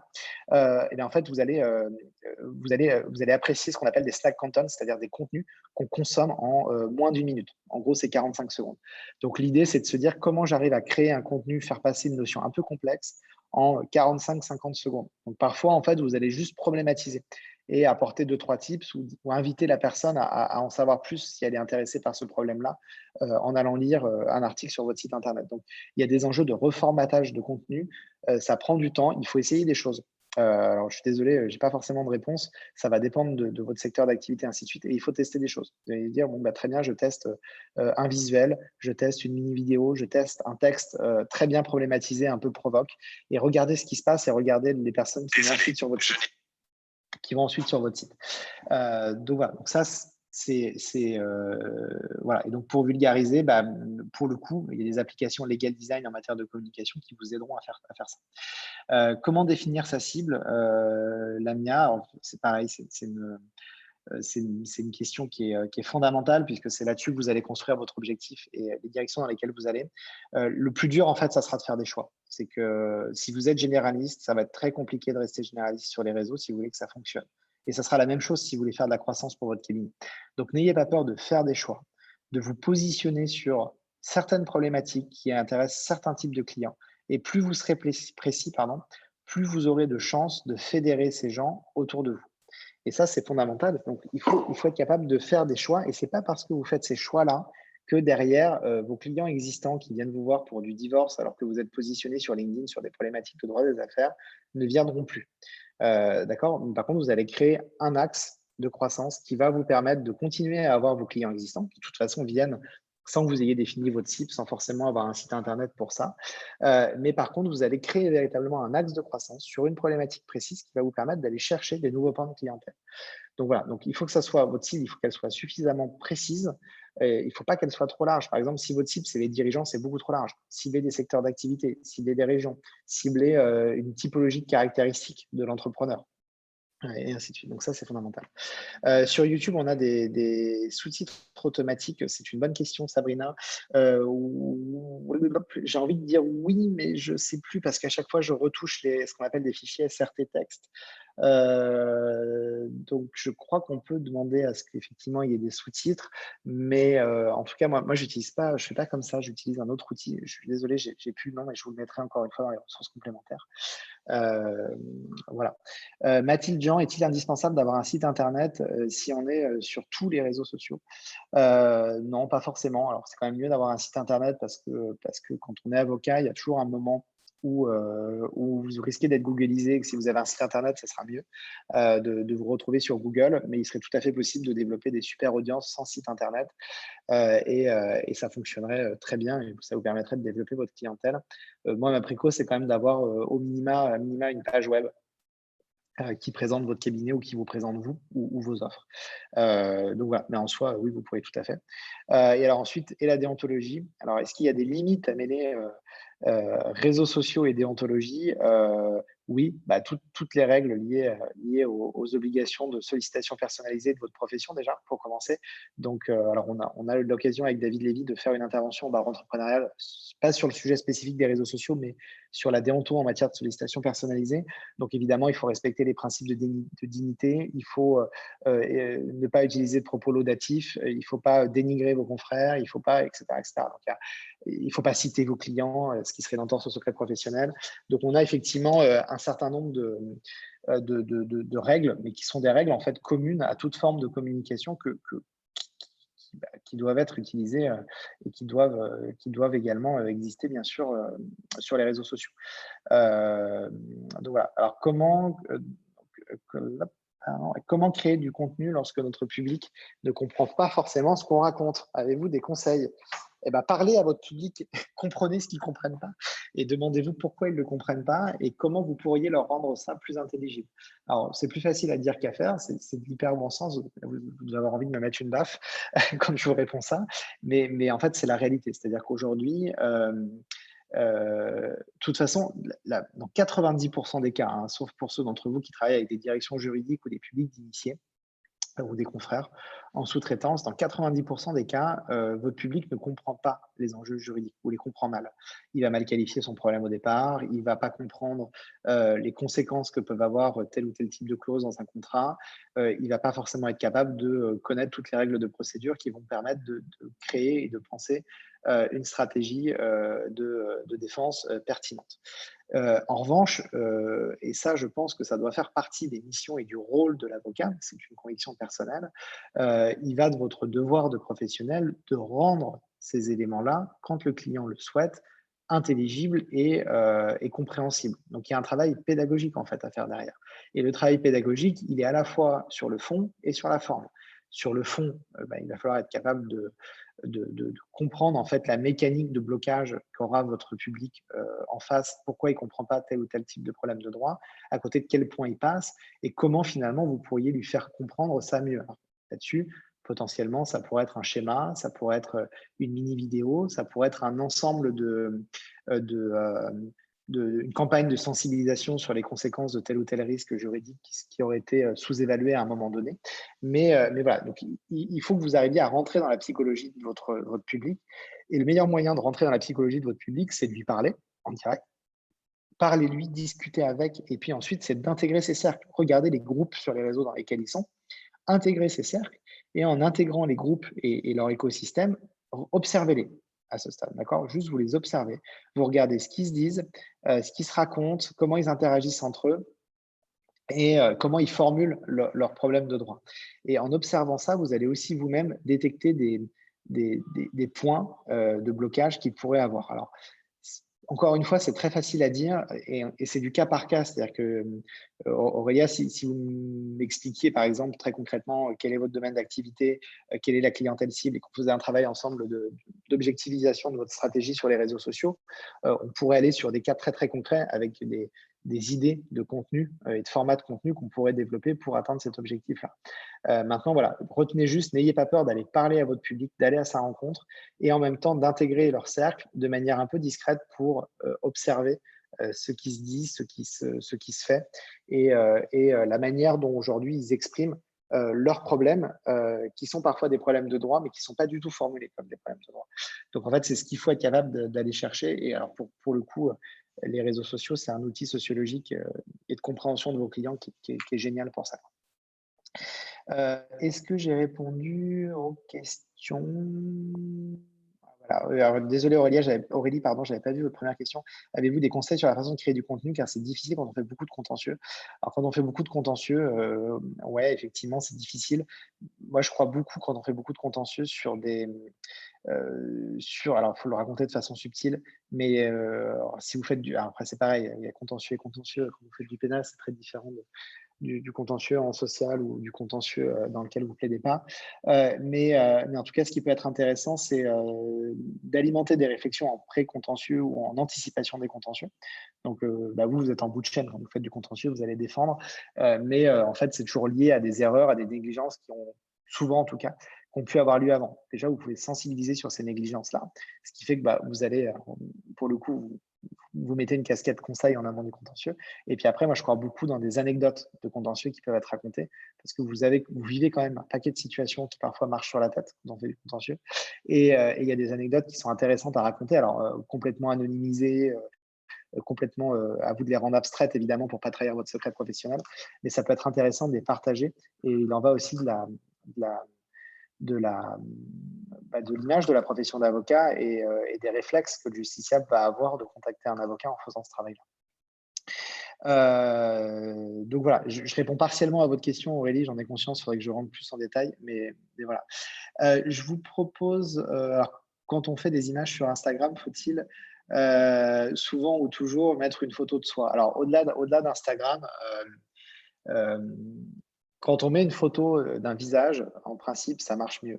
Ça marche mieux, les gens aiment les visages, les gens aiment les gens.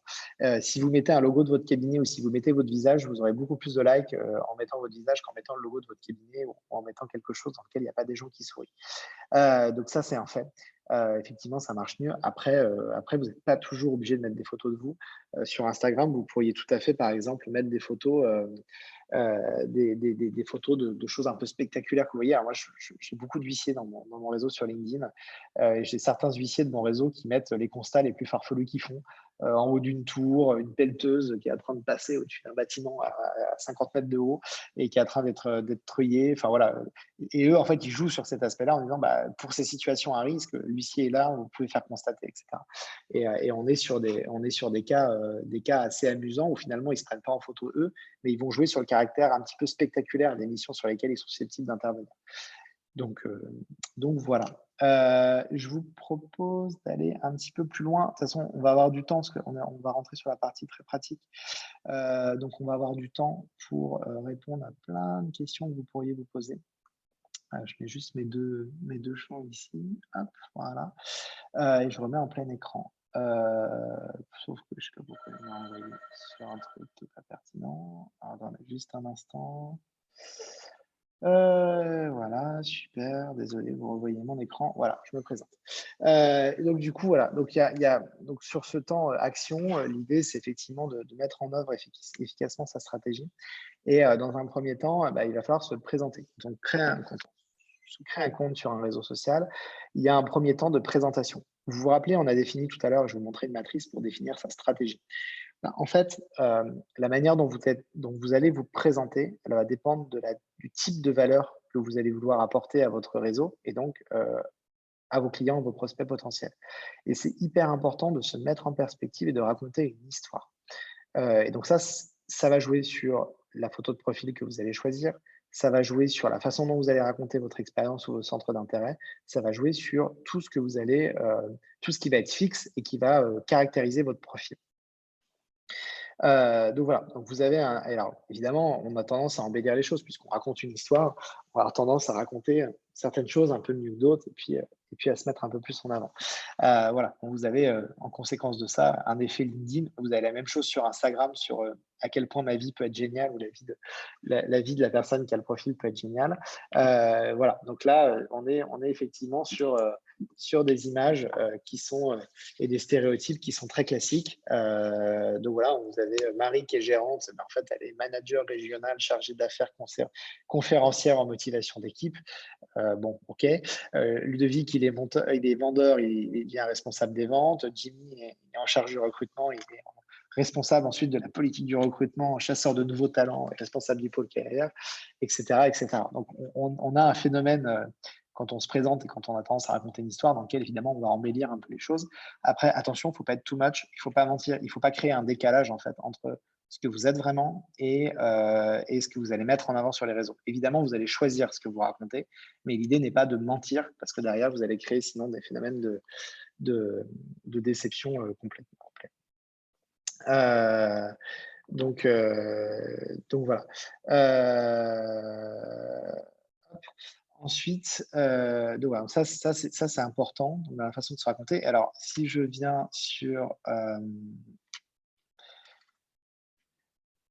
hop, hop, hop, voilà. Si je vais, par exemple, sur LinkedIn, en fait, ça passe beaucoup par ce qu'on appelle la première impression.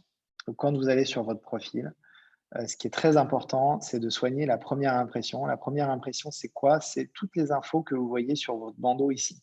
OK?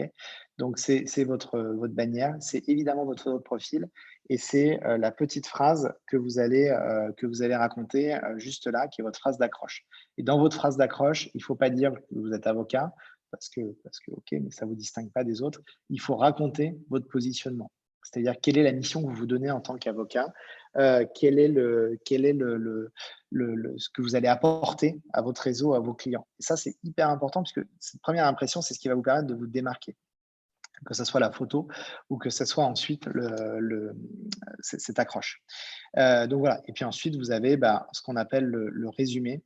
Et là, dans le résumé, vous allez donner des éléments un petit peu plus de storytelling. Vous allez raconter pourquoi vous en êtes arrivé à faire cette mission-là. Vous allez raconter un petit peu plus votre parcours. Voilà, bon ça c'est le b.a-ba sur LinkedIn, mais en fait vous avez la même chose sur Instagram. Alors j'ai pas Instagram d'ouvert, mais vous allez avoir la même chose avec une photo de profil. Vous allez avoir quelques lignes dans lesquelles vous pouvez raconter, votre résumé et tous les réseaux se composent comme ça. Donc en fonction de vos objectifs, vous allez prioriser et choisir de raconter certaines choses plus que d'autres pour qu'il y ait une cohérence, pour que les gens comprennent, l'histoire que que vous avez envie de leur partager, de leur raconter. Ensuite, vous avez créé un profil. Ce profil, vous allez soigner la manière dont vous le présentez pour que ça soit pertinent par rapport aux objectifs que vous vous fixez. Et en fait, il va falloir développer son réseau. Et quand on développe son réseau, on va être dans un premier temps amené à ajouter différents profils sur son réseau. Et puis voilà, là-dessus, hyper important, et retenez ça, c'est que, je vous le disais en introduction, la quantité est très différente de la qualité et est beaucoup moins importante que la qualité. Il vous faut mieux aujourd'hui 200 personnes cœur de cible pour vous, c'est-à-dire qui sont vraiment des prospects et des clients qui s'intéressent à ce que vous faites, que d'avoir 25 000 personnes qui ne s'intéressent absolument pas à ce que vous faites.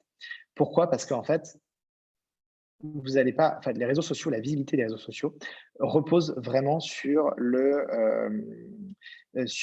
qu'on appelle l'engagement. C'est-à-dire la capacité de votre entourage, des personnes qui font partie de votre cercle-là, à interagir avec vous. Et on va prendre tout de suite plusieurs exemples et vous allez comprendre pourquoi un réseau de qualité est plus important dans la manière dont vous allez prendre la parole. Parce qu'évidemment, vous allez développer un réseau. Une fois que vous avez développé un réseau, ça a du sens quand vous interagissez avec eux, avec ce réseau. Et pour interagir avec le réseau, il faut prendre la parole. Donc, pour prendre la parole, ça doit obéir à certains codes. On va prendre deux exemples. Premier exemple, qui est, vous allez le voir, c'est un compte LinkedIn qui a 23 500 abonnés. OK. C'est beaucoup, 23 500 abonnés sur LinkedIn, mais vous regardez les prises de parole de cette étude d'huissier. Alors, ça serait pareil avec un cabinet d'avocats. Mais en fait, il y a zéro interaction. Vous voyez, personne n'interagit avec ce qu'il raconte. Et pourquoi personne n'interagit avec ce qu'il raconte? Parce que, d'ailleurs, ils ont arrêté de le faire. Cette étude raconte toujours la même chose, c'est-à-dire le nom de l'étude, son adresse, le mail, et c'est tout. Et en fait, il y a zéro valeur ajoutée sur le contenu partagé. Et en plus, quand on a 23 000 personnes, donc vous pouvez être certains qui ne sont pas clients, qui ont été ajoutés de façon hyper massive. Et il y a du coup, sur les 23 000, aucune personne qui va s'intéresser à ce que raconte cette étude-là, d'autant que c'est en plus pas très intéressant. Donc voilà, donc ça fait pchit et vous pouvez avoir 23 000 abonnés, vous êtes à peu près certain que vous ferez zéro chiffre d'affaires. Je vous passe le phénomène de mode qui a pu consister, mais qui quand même aujourd'hui existe moins, qui consiste à acheter des abonnés. C'est-à-dire qu'aujourd'hui, en tout cas à une certaine époque, vous pouviez tout à fait acheter des abonnés, donc c'est des profils en Inde ou ailleurs, et vous allez acheter 50 centimes, 10 centimes l'abonnement. Donc c'est en fait ce qu'on appelle des vanity metrics, c'est-à-dire que ça va vous permettre d'avoir une impression de nombre d'abonnés qui est hyper importante. Ça va flatter votre ego, vous allez dire ouais, j'ai 20 000 personnes qui me suivent, sauf qu'en fait, c'est 20 000 personnes qui se fichent totalement de ce que vous faites, voire que vous avez payé pour s'inscrire. Donc voilà, donc ça effectivement c'est quelque chose qu'il faut éviter et qui fonctionne pas forcément. Retenez que ce qu'il faut ici, c'est des abonnés de qualité et un réseau de qualité. Et c'est parce que vous aurez un réseau de qualité qui s'intéresseront à vous et que derrière vous allez pouvoir développer votre visibilité. Euh, donc voilà. On va prendre d'autres exemples de publications pour le coup qui marchent plus en termes de prise de parole. Alors, on va prendre, voilà, je vous disais par exemple des exemples d'anecdotes un peu fortes. On va prendre un exemple encore avec les huissiers et après on va prendre des exemples avocats. Vous avez par exemple cet huissier qui, il y a un mois, a partagé une anecdote dans laquelle un clerc significateur s'est fait agresser par un individu alors qu'il est en train de remettre un acte. Bon, c'est le quotidien de l'huissier qui est sur le terrain et puis parfois qui rencontre des gens mécontents et qui a une image de l'huissier un petit peu comme dans le film Les Trois Frères. Et donc forcément, parfois, ils sont amenés à prendre des coups, en tout cas à recevoir des menaces. Ceci dit, ça peut être aussi tout à fait le cas pour un certain nombre d'entre vous au sein de la profession d'avocat. Et en fait, il raconte cette anecdote-là. Et en racontant cette anecdote-là, vous pouvez voir, hein, Guillaume Grain, c'est un huissier qui a 9 000 abonnés. Donc, effectivement, il a quand même une certaine audience, mais ce n'est pas non plus une audience qui est l'audience de 23 000 de l'étude que je vous montrais tout à l'heure. Et vous voyez, avec cette publication, il a généré 700 presque 800 likes, 67 commentaires. Et vous pouvez être sûr que, alors j'ai pas les chiffres, hein, mais vous pouvez être sûr que sa publication a été vue 40, 50 000 fois sans problème. Et donc, vous participez d'une visibilité qui est hyper importante. Et en fait, c'est quoi les facteurs clés de succès ici? Il a rédigé une anecdote, il a pris le temps de bien la rédiger, de choisir bien ses mots. Il n'y a que du texte. Alors, ce qu'il faut savoir, c'est que LinkedIn et d'une manière générale, les réseaux sociaux n'aiment pas les liens sortants. C'est quoi un lien sortant? C'est quand vous partagez un article pour l'envoyer ensuite vers votre site internet, mais en fait, vous allez quitter la plateforme et faire quitter la plateforme aux utilisateurs de LinkedIn ou d'Insta ou de Facebook. Et en fait, si vous leur faites quitter la plateforme, vous détournez leur attention de la plateforme vers autre chose. Donc, globalement, les réseaux sociaux n'aiment pas trop les liens sortants et ont tendance à pénaliser les publications qui ont des liens sortants. Là, vous voyez, il y a 0 lien sortant. On raconte une histoire. On est sur un contenu qui est court, qui se lit très vite, en moins d'1 minute, et qui est un petit peu provoque parce que ça touche à des émotions, ça touche à une agression. Donc, voilà, c'est quelque chose qui parle. Et vous voyez, on a énormément de likes, de vues. Donc là, vous voyez, il y a 0 photo, il n'y a même pas de photo de visage ou quoi que ce soit. Je vais prendre un autre exemple qui n'a pas de texte non plus et qui, pour le coup, partage une expertise. Alors, ça fait partie des avocats alors j'ai pas pris la bonne en fait. Je vais aller directement la chercher là. Qui ont suivi et mis en œuvre la formation SideQuest. Donc je suis assez fier de montrer le profil de Caroline et le travail qu'elle a réalisé sur LinkedIn. Et vous allez voir en termes de prise de parole, alors vous voyez, elle a 1400 abonnés, ce qui est relativement peu élevé. Par contre, elle réalise très régulièrement des publications qui fonctionnent plutôt bien. Et 42 likes, 4 commentaires, mais il y en a qui fonctionnent beaucoup mieux. Bon, là, c'est le moi-je, mais on peut en mettre de temps en temps des moi-je. C'est le moi-je classement d'avocats. Et vous voyez, 161 likes, 19 commentaires. C'est une publication qui fonctionne bien. Et avec 1400 abonnés, vous pouvez être sûr qu'elle a eu, je ne serais pas surpris qu'elle ait eu plus de 10 000 vues avec cette publication. Donc, comment c'est possible? Vous allez me dire, OK, mais elle a 1400 abonnés et il y a 10 000 personnes qui vont voir sa publication. Parce qu'effectivement, bon, elle a soigné la manière dont elle a rédigé sa publication. Mais surtout, en fait, ce qu'il faut comprendre, c'est qu'au début, quand vous prenez la parole, ça va être visible. Donc, quand vous avez 1500 personnes, ça va être visible de 150 personnes. Et la manière dont vont réagir ces 150 personnes va donner un ordre à l'algorithme que le contenu est pertinent ou pas. C'est d'avoir, entre guillemets, une notation de votre contenu. Et plus vous allez avoir d'interactions sur les 150 premières personnes qui voient votre contenu, plus ça veut dire que votre contenu est potentiellement intéressant. Et donc, l'algorithme va le monter à 300 personnes. Si les 150 nouvelles personnes qui l'ont vu continuent à interagir, l'algorithme va le monter à 600, puis 1200, puis 2400, puis 4800, et ainsi de suite. Alors, il y a un moment où on atteint quand même un plafond de verre et ça fait une cloche, ça redescend. Mais vous avez comme ça un phénomène qui est dit un phénomène viral qui va rendre votre publication de plus en plus visible. Donc, si vous avez au départ un noyau dur de personnes qui réagissent à vos publications, vous allez très vite avoir une visibilité qui va être décuplée. Et c'est aussi pour ça d'ailleurs que la qualité est toujours plus importante que la quantité. Voilà, vous voyez d'autres expertises. C'est l'histoire d'une startup dont la base de données client est hébergée par un prestataire cloud, blablabla. Là, on est pile poids dans son cœur d'expertise à Caroline. Et vous voyez, 95 commentaires, 95 mentions j'aime et 6 commentaires. C'est une publication pareil qui a dû être vue plus de 10 000 fois. Vous voyez, pareil ici, là, il y en a une sur la cybersécurité, une sur WhatsApp au moment de la changement de règle d'utilisation de WhatsApp, et ainsi de suite. Et vous voyez, typiquement, c'est le type de profil bien marketé autour du droit du numérique, qui a des prises de parole sur le bon thème, qui développe un réseau de qualité avec assez peu d'abonnés, mais des abonnés qui sont vraiment intéressés par les thématiques qui sont traitées et qui, du coup, suivent Caroline et s'intéressent à ce qu'elle peut faire. Donc, vous voyez l'importance d'avoir une ligne éditoriale claire et l'importance ensuite d'écrire des contenus qui collent avec cette ligne éditoriale, qui racontent une histoire et qui vont, du coup, intéresser votre réseau. Et en intéressant votre réseau, vous créez des réflexes de prise de contact ensuite pour le cabinet, en plus d'avoir une visibilité qui est décuplée. Donc voilà, donc ça c'est vraiment quelque chose de primordial.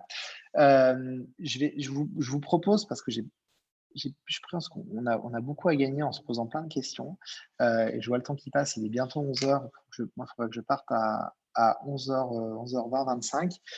Je vous propose de prendre toutes vos questions-réponses dès maintenant. Donc j'en vois déjà quelques-unes. Béatrice, par exemple, faut-il 2 comptes LinkedIn, un en français, un en anglais? Alors la réponse est non, en fait, vous pouvez avoir tout sur le même. Hop là. Attendez un instant, je me perds avec mes fenêtres.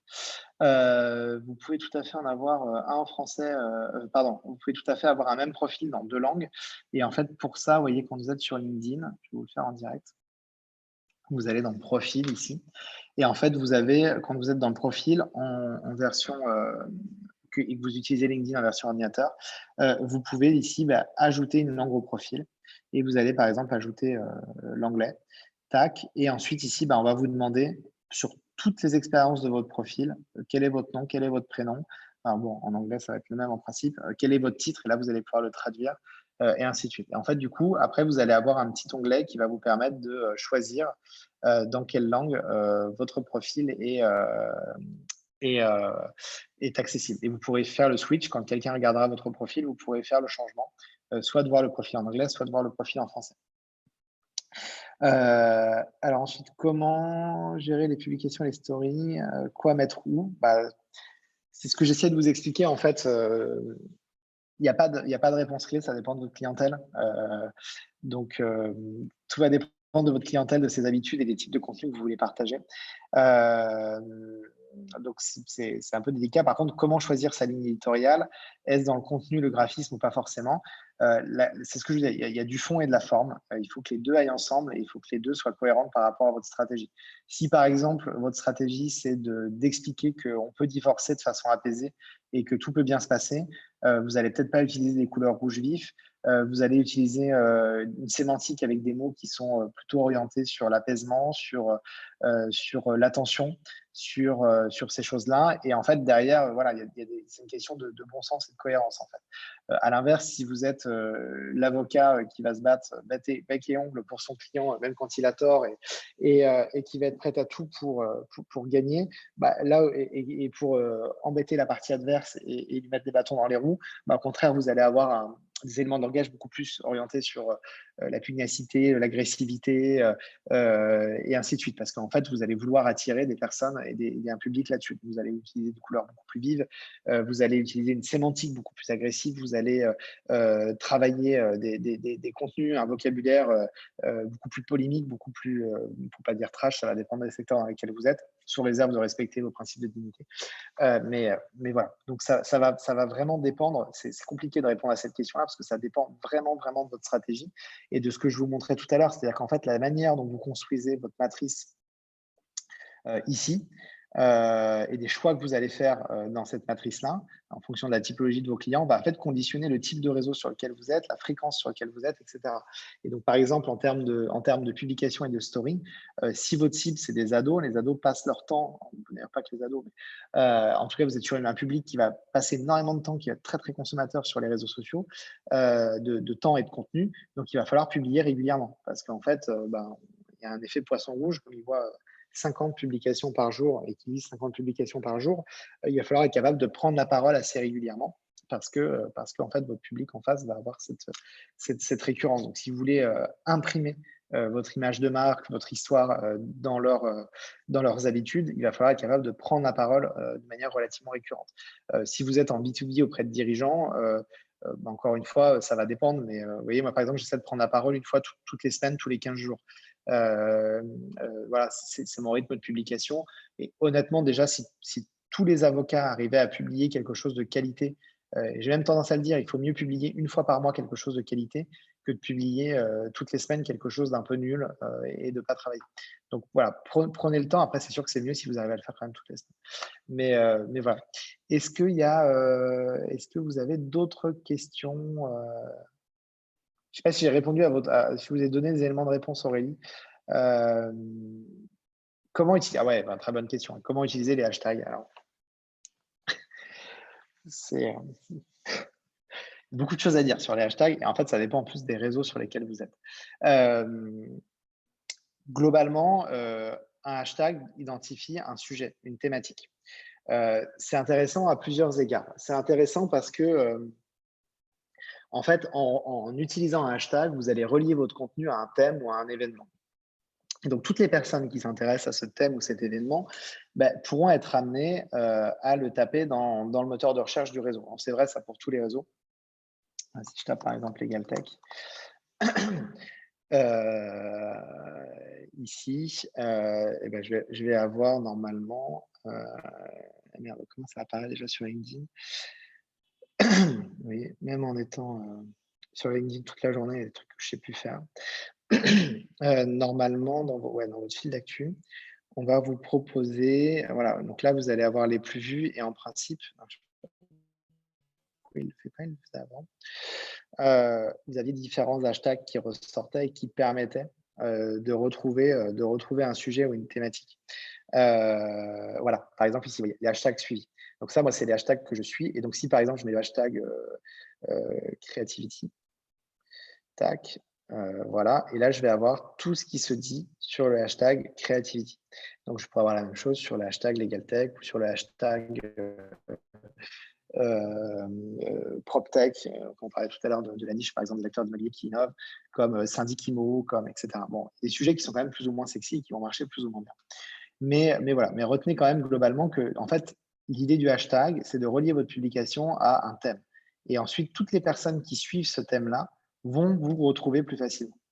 Les hashtags marchent surtout, par exemple, sur Instagram, c'est important, marchent moins bien sur Facebook ou sur LinkedIn, par exemple. Mais voilà, mais c'est important parce qu'en fait, ça participe du référencement de votre publication. Et après, ça sert à rien de mettre 25 000 hashtags sur tout et n'importe quoi. Il faut choisir ces hashtags et essayer de se dire, bon, quelle est la thématique qui se rattache à ce que je suis en train de raconter, quelle est la typologie de clientèle qui s'y rattache, et vous allez pouvoir mettre ces différents hashtags. Mais l'idée, c'est pas de multiplier les hashtags qui veulent rien dire, ça vous apportera pas plus de visibilité. Pouvez-vous pouvez-vous comparer l'utilisation de LinkedIn et d'Instagram en termes de contenu et de public? Bah, ça va surtout être sur la typologie de contenu en fait qui est diffusé, parce que sur Instagram, vous allez surtout diffuser il va surtout falloir travailler les visuels. On est sur un contenu qui quand même fait l'apologie du beau. Donc on est surtout sur la diffusion de visuels ou de vidéos courtes sous forme de story. Sur Instagram, on va surtout être sur du contenu texte, ce qui marche beaucoup, pardon, sur LinkedIn. Ce qui marche beaucoup sur LinkedIn. Alors je maîtrise beaucoup mieux LinkedIn que Instagram, donc vous me pardonnerez, mais je vais me recentrer sur LinkedIn. Globalement, sur Instagram, vous allez plutôt partager des images, vous allez plutôt partager des stories, vous allez plutôt partager des courtes vidéos. Sur LinkedIn, en fait, vous allez au contraire plutôt chercher à partager des contenus textes, et des contenus textes dans lesquels on va avoir qui sont tout un peu construits de la même manière. Je vais prendre l'exemple d'une publication que j'avais fait. Comme ça, c'est un exemple que je maîtrise bien. Heu, alors, OK, je répondrai à votre deuxième question après, Aurélie. Voilà, vous prenez par exemple cette publication que j'avais fait. C'est une publication dans laquelle je présente, une application qui permet de changer le rapport que chacun pourrait avoir à la preuve. C'est-à-dire qu'aujourd'hui, vous faites, vous faites un constat. Enfin, aujourd'hui, pour collecter une preuve fiable, solide, il vous faut un constat d'huissier. Et c'est très bien, c'est une force probante absolue, mais ça coûte cher. L'huissier n'est pas toujours disponible pour venir faire constater. L'huissier ne constate pas non plus forcément exactement ce qu'aurait aimé constater le justiciable, etc., etc. Il y a d'ailleurs plein de problèmes, j'imagine, que vous vivez en tant qu'avocat. Donc le constat d'huissier est génial pour apporter un niveau de preuve absolu. Par contre, il y a des tas de situations dans les quotidiens dans lesquelles on a besoin de collecter des preuves, mais en fait, on ne fait rien parce que le constat coûte cher, parce que l'huissier doit se déplacer et qu'il faudrait prendre la photo immédiatement. Et donc, du coup, on a créé un mode alternatif qui permet de collecter via une application, de prendre une photo qui est géolocalisée, qui est horodatée, qui est ancrée sur la blockchain, qui est transmise à une étude d'huissier. Et ensuite, l'étude d'huissier atteste du dépôt de la photo. On n'est pas sur une force probante absolue, mais on est sur un début de preuve qui permet de répondre à ces logiques d'instantanéité, etc. Et donc, du coup, par exemple, j'ai fait une publication pour présenter ce service-là. Et voilà, donc je pars d'une situation concrète un peu frustrante qu'on a tous connue. L'accrochage au coin de la rue, la tentative de fraude à l'assurance, le chantier qui tourne mal avec l'assurance, l'artisan qui est de mauvaise foi, bref, des choses qu'on connaît tous. Et donc, du coup, on commence par cette accroche. Et donc, sur LinkedIn, souvent, on attaque par quelque chose qui doit capter l'attention au premier regard. Vous aurez la même chose sur Instagram avec l'image. Vous allez choisir une image qui va immédiatement capter, ou un visuel qui va essayer de capter dès le premier regard. Pourquoi? Parce qu'une fois que vous avez accroché l'utilisateur dans le fil d'actualité, quand on est dans le fil d'actualité, on scroll, et puis d'un coup, on fait tac, boum, on accroche sur une phrase ou sur un visuel. Et une fois que vous avez accroché, il faut assurer. C'est-à-dire qu'en fait, il va falloir être capable d'expliquer les choses, d'expliquer le problème sur lequel vous mettez le point, d'expliquer la situation dans laquelle vous vous trouvez, à quel point elle est cool, ou à quel point elle peut être pertinente pour le lecteur, et puis ensuite d'imaginer la solution qui pourrait être derrière. Et éventuellement, suivant les types de personnes qui travaillent avec vous sur le projet ou sur la publication, vous allez taguer les différentes personnes qui pourraient être concernées. Mais en fait, on est toujours sur le même type de logique, c'est-à-dire qu'on accroche. Une fois qu'on accroche, on explique la problématique, on vient éclairer, et puis ensuite on amène une solution. Et en fait, beaucoup de publications sur LinkedIn Text sont construites comme ça. Et en fait, c'est le contenu qu'attend tout le monde. Et vous voyez, ça, c'est une publication qui a fait quasiment 30 000 vues. On a eu 208 likes, quoi. Donc voilà, c'est le type de publication qui fonctionne bien et qui tourne bien. Alors après, pour répondre, donc pouvez-vous comparer l'utilisation de LinkedIn, d'Instagram en termes de contenu? Bon, OK, j'ai commencé à le faire. J'ai cru comprendre que les hashtags avec trop d'abonnés, ouais, ne nous permettent pas d'être vus si on n'en a pas beaucoup d'abonnés, est-ce vrai? En fait, surtout qu'un hashtag qui a beaucoup d'abonnés, va être un hashtag qui est très, très, très utilisé. Donc en fait, la concurrence est plus élevée. Et plus la concurrence est élevée, plus effectivement, il y a un certain nombre de critères qui permettent de vous référencer plus ou moins bien. Et donc, du coup, si votre compte a effectivement peu d'abonnés, il va être considéré comme moins influent, donc il va être moins mis en valeur sur ce hashtag-là. Donc, en fait, ça va être trusté par plutôt les influenceurs, parce que plus effectivement ils ont des abonnés qui suivent ce hashtag-là, et bah, plus derrière, en fait, Instagram va se dire, bah, si un influenceur publie sur ce hashtag, ben, alors, puisque la personne a déjà des audiences importantes, son contenu va être de qualité sur le hashtag et donc elle va écraser tout le reste. Donc, plus un hashtag, effectivement, est suivi par des personnes, plus c'est un hashtag qui va être utilisé aussi par des influenceurs qui vont truster les audiences et qui vont effectivement rendre les choses plus difficiles. Donc, c'est plus des mécaniques en fait d'algorithme. Il n'y a pas forcément de vérité, c'est-à-dire que si vous créez une publication sur un hashtag qui est très demandé, mais que votre publication commence à être hyper relayée et qu'elle crée le buzz, bah, en fait, vous allez être à nouveau à votre tour très visible. C'est juste que ça va être beaucoup plus dur de créer ce phénomène-là. Alors, je pense que sur Instagram, il y a quand même, une plus grande exigence en termes de fréquence de publication ou de story. Alors oui, c'est vrai, effectivement, alors, vous prenez Twitter, par exemple, si vous voulez vraiment être un influenceur sur Twitter, il va falloir poster, chaque jour, plusieurs fois par jour, même parfois, si, sur des formats courts, mais voilà. Et sur Instagram, effectivement, bah, si vous voulez avoir une plus d'efficacité, il va falloir effectivement publier régulièrement. Je vais même aller plus loin, en fait, sur Instagram, vous pouvez aussi vous dire que, vous faites une publication par semaine ou une publication tous les 15 jours. Mais par contre, ce que vous pouvez faire pour que votre publication soit visible plus longtemps, c'est la sponsoriser. Et en fait, vous allez dépenser 20, 30 euros, 40 euros pour rendre la publication visible plus longtemps et auprès d'une audience ou de personnes qui ont un centre d'intérêt avec un hashtag. Donc ça, c'est un moyen pour vous potentiellement d'exister si vous n'avez pas forcément le temps de publier beaucoup. C'est un moyen pour vous de corriger ça, bon, en payant un petit peu, mais c'est pas forcément aberrant. Vous dites qu'il faut des abonnés de qualité plus qu'en qualité. Je suis d'accord avec vous, sauf que le nombre important d'abonnés nous permet d'avoir des fonctionnalités très intéressantes. Alors, oui et non, oui et non, et ça dépend des réseaux. Hem Et ça dépend des réseaux. Effectivement, si vous avez 25 abonnés, vous allez débloquer très peu de fonctionnalités. Si vous avez beaucoup plus d'abonnés, ça va être plus facile. Par contre, ça va dépendre aussi de l'audience et de la récurrence d'utilisation de l'outil. Par exemple, moi, j'ai débloqué récemment des fonctionnalités qui ne sont pas encore ouvertes à tous sur LinkedIn. Pourquoi je les ai débloquées? Pas parce que j'ai beaucoup d'abonnés, enfin j'en ai quand même pas mal, j'en ai 9000, mais je les ai surtout débloquées parce que j'ai des prises de parole de qualité qui à chaque fois font 10 000 vues et plus. Et donc du coup, comme ça fait 10 000 vues et plus, bah, systématiquement, LinkedIn me donne un score.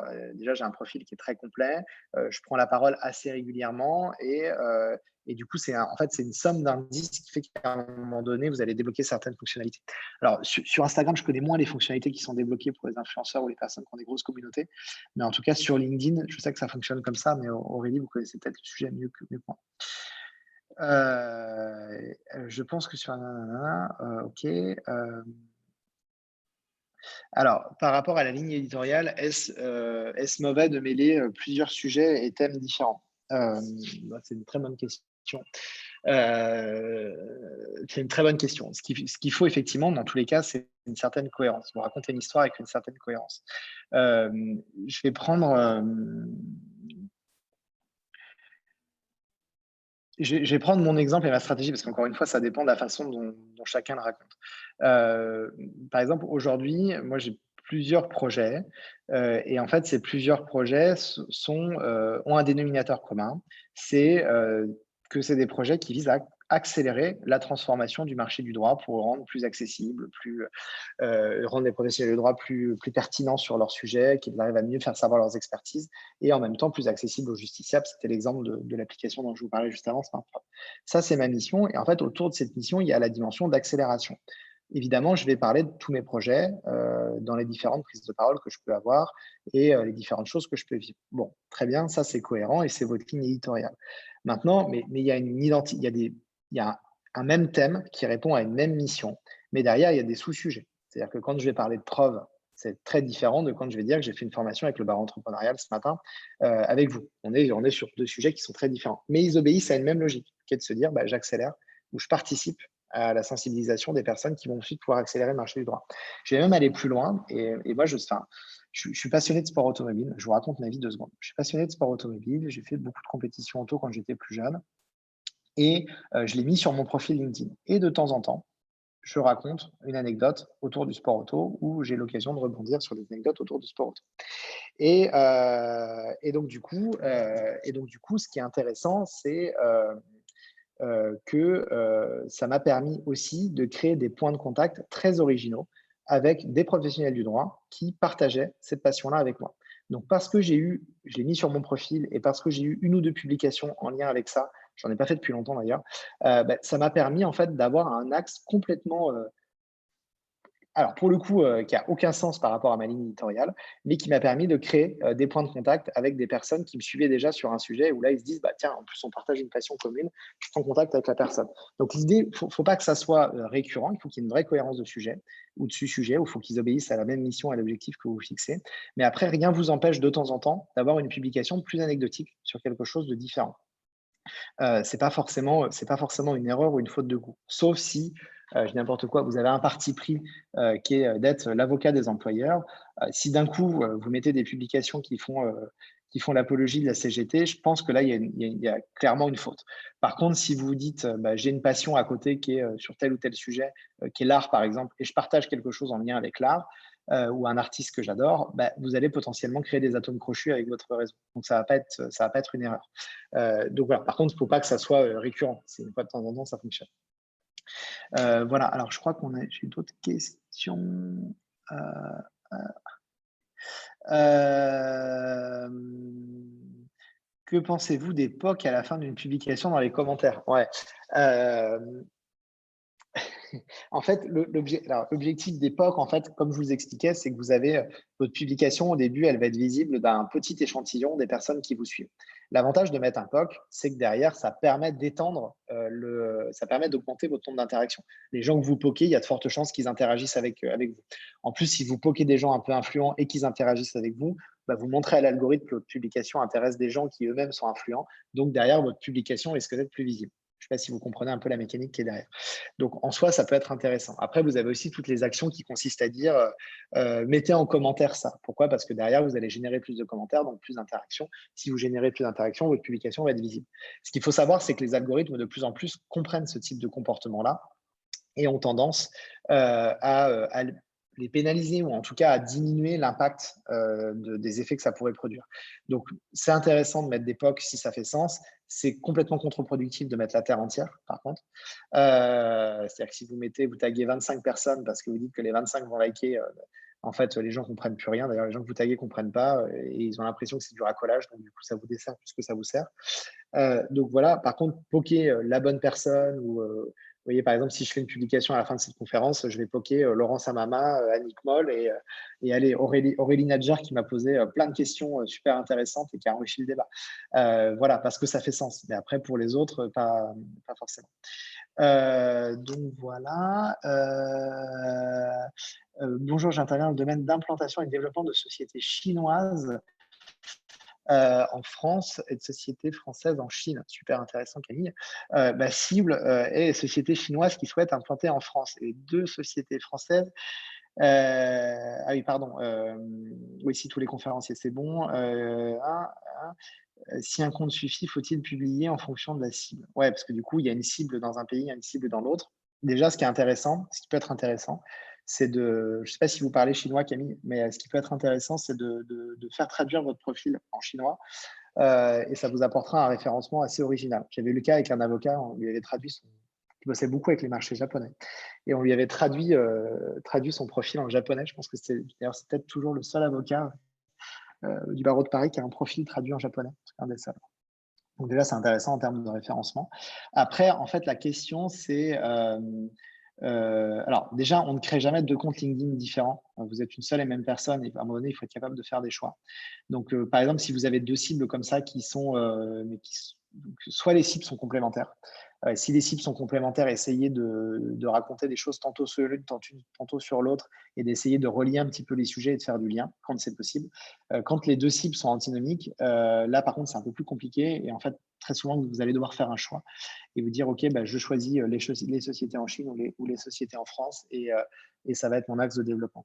Donc voilà, ça, effectivement, c'est un travail qui est important et qui n'est pas toujours évident à faire. Mais en tout cas, toujours travailler un seul compte et sur ce compte-là, voilà. Alors après, ouais, je réfléchis à votre problématique en même temps. Sur la Chine, ce qui pourrait être intéressant, c'est de travailler la cible société chinoise avec WeChat, qui est le réseau social chinois, et la cible société française avec LinkedIn. Et en fait, vous allez investir les 2 réseaux avec des cibles qui vont être différents et une ligne éditoriale qui va être propre à chacune de vos cibles. Pourquoi? Parce que les sociétés chinoises vont plutôt être sur WeChat et les sociétés françaises vont plutôt être sur LinkedIn. C'est quelque chose que vous pourriez faire. En nourrissant notre site, le client que l'on n'a pas forcément rappelé et qui nous voit actifs sur les réseaux ne se sentira-t-il pas délaissé, pas pris en compte pour son dossier qui reste primordial pour lui? Alors oui, effectivement, être sur les réseaux sociaux, ça ne vous dispense pas d'être le plus irréprochable possible dans votre relation client et dans votre réactivité. Après, je veux dire, c'est comme pour tout. Il faut être. Vous êtes actif sur les réseaux sociaux, c'est très bien, mais après vos clients peuvent aussi savoir ce que c'est. Donc, voilà, à vous de à vous de trouver cet équilibre et à vous de en fait, il y a ces 2 problématiques distinctes, quoi. Je ne sais pas si je vais bien répondre à votre question, Joël. C'est, oui, vous aurez toujours des clients qui vont vous dire: «Mon avocat passe sa vie sur les réseaux, il s'occupe pas de moi». En fait, la vraie question, c'est de se dire: «Comment je vais donner l'impression à mon client qu'il s'occupe de moi, enfin que je m'occupe de lui», si c'est le cas. Donc en fait, c'est plus des problématiques de gestion de la relation client après et de gestion du dossier. Donc là, c'est comment j'arrive à rendre l'avancement d'un dossier plus intelligible de mon client, comment j'arrive à devancer les questions qu'il pourrait me poser pour le rassurer et qu'il n'ait pas à me relancer 25 fois au téléphone et ainsi de suite. Donc c'est plus des éléments de gestion de dossier pour ne pas donner cette impression-là et éviter d'avoir effectivement un retour de manivelle un peu désagréable du vous passez votre vie sur les réseaux sociaux, vous n'êtes pas la tête dans vos dossiers, vous vous occupez pas de moi. Donc voilà. Si on veut développer 2 activités, par exemple avocat et coach ou avocat formation, comment répartir les publications à votre avis? Pensez-vous qu'il faille 2 comptes différents? Encore une fois, pas de comptes différents, ou éventuellement, votre activité de coach, vous allez la mettre en avant sur Instagram et votre activité d'avocat sur LinkedIn ou le contraire, suivant la typologie de cible. Après, j'imagine Aurélie que ce sont pour des activités complémentaires? Par exemple, vous êtes avocat en droit social et vous voulez développer, un volet, de votre activité accessoire en tant que coach pour les RH, par exemple, si vous voulez faire ça, je veux dire, les 2 activités font sens et en fait, votre métier de coach et votre métier d'avocat, vont aller complètement dans la même direction, touchent une même unité de cible, qui vont être, par exemple, ici les DRH et dans ce cas-là, il n'y a pas du tout d'incompatibilité, au contraire. C'est-à-dire qu'en fait, votre activité de coach va venir nourrir la perception qu'on aura de vous en tant qu'avocat, parce que si vous êtes coach, on peut imaginer que vous allez avoir quelque chose que d'autres n'ont pas, et inversement. Si vous êtes avocat et coach, en tant qu'avocat, on va imaginer que vous allez avoir une dimension plus pédagogique, que vous allez intégrer les dimensions psychologiques de votre client et ainsi de suite. Je suis avocat et sophrologue et je mêle les 2, ouais. Hyper intéressant, avocat, sophrologie. D'ailleurs, c'est amusant, Maeder, j'espère que j'écorche pas votre prénom, parce qu'effectivement, alors ça, je pense que c'est hyper intéressant suivant la typologie de votre activité. Mais avocat, sophrologue, il y a des choses incroyables à faire, notamment sur la psychologie du justiciable qui est votre client. Je pense qu'il y a des trucs de dingue à faire pour le rassurer, pour lui permettre de lâcher un peu prise. Et ouais, voilà. Et pour la qualité du travail aussi en tant qu'avocat, ouais, c'est sûr. Euh, Ouais, après, c'est tous les enjeux de traduction. Ouais, effectivement, si je suis avocate dans un autre pays où le droit est totalement différent qu'en France, ainsi que la langue, c'est compliqué de se contenter de traduire dans ces 2 pays-là. Ouais, bon, vous aurez toujours cette problématique-là. Après, il faut faire des choix aussi sur la langue parlée. Si vous êtes sur 2 pays, on peut imaginer que vous avez une activité qui est internationale, que votre objectif, c'est de développer une clientèle internationale, donc elle va parler anglais. Donc à partir de là, vous choisissez la langue qui est la plus cohérente. Après, sur les différences de droit, je pense que là, par contre, ça peut être une chance parce que vous allez pouvoir comparer des situations et avoir des logiques d'étonnement qui vont intéresser les 2 publics en fonction des droits. Donc l'aspect comparatif ici peut être, à mon avis, relativement intéressant. Ok, j'essaie de répondre au tac avec vos questions. Je vous propose d'en prendre encore 2. Je suis désolé, je dois vous laisser à 11h20 parce que à 11h25, 30, j'ai un truc important que je dois finir de préparer également. Est-ce qu'il y a d'autres questions? Est-ce que déjà ça vous a appris des choses? Est-ce que ça vous a servi à quelque chose, ce qu'on s'est dit ce matin?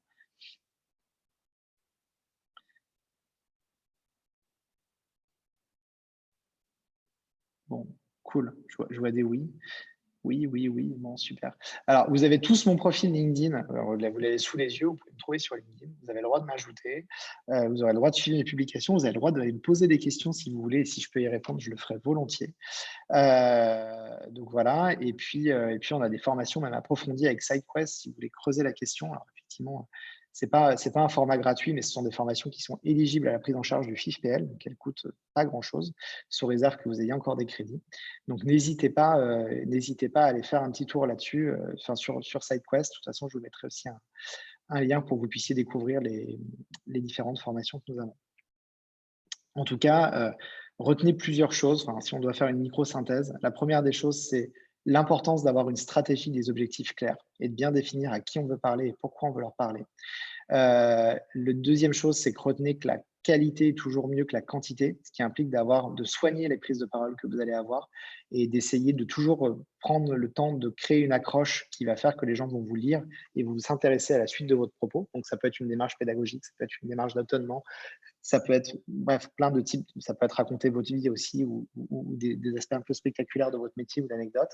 Et puis enfin, il faut y aller, quoi. C'est-à-dire qu'il ne faut pas avoir peur de faire les premiers pas, de prendre la parole et, euh, et voilà, et d'avancer.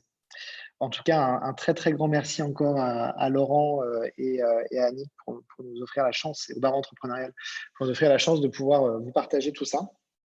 Et puis, je vous souhaite une très, très belle journée. Annick, je ne sais pas si vous stoppez du coup le le le la vidéo. Je vous laisse le faire, hem et me dire quand c'est bon.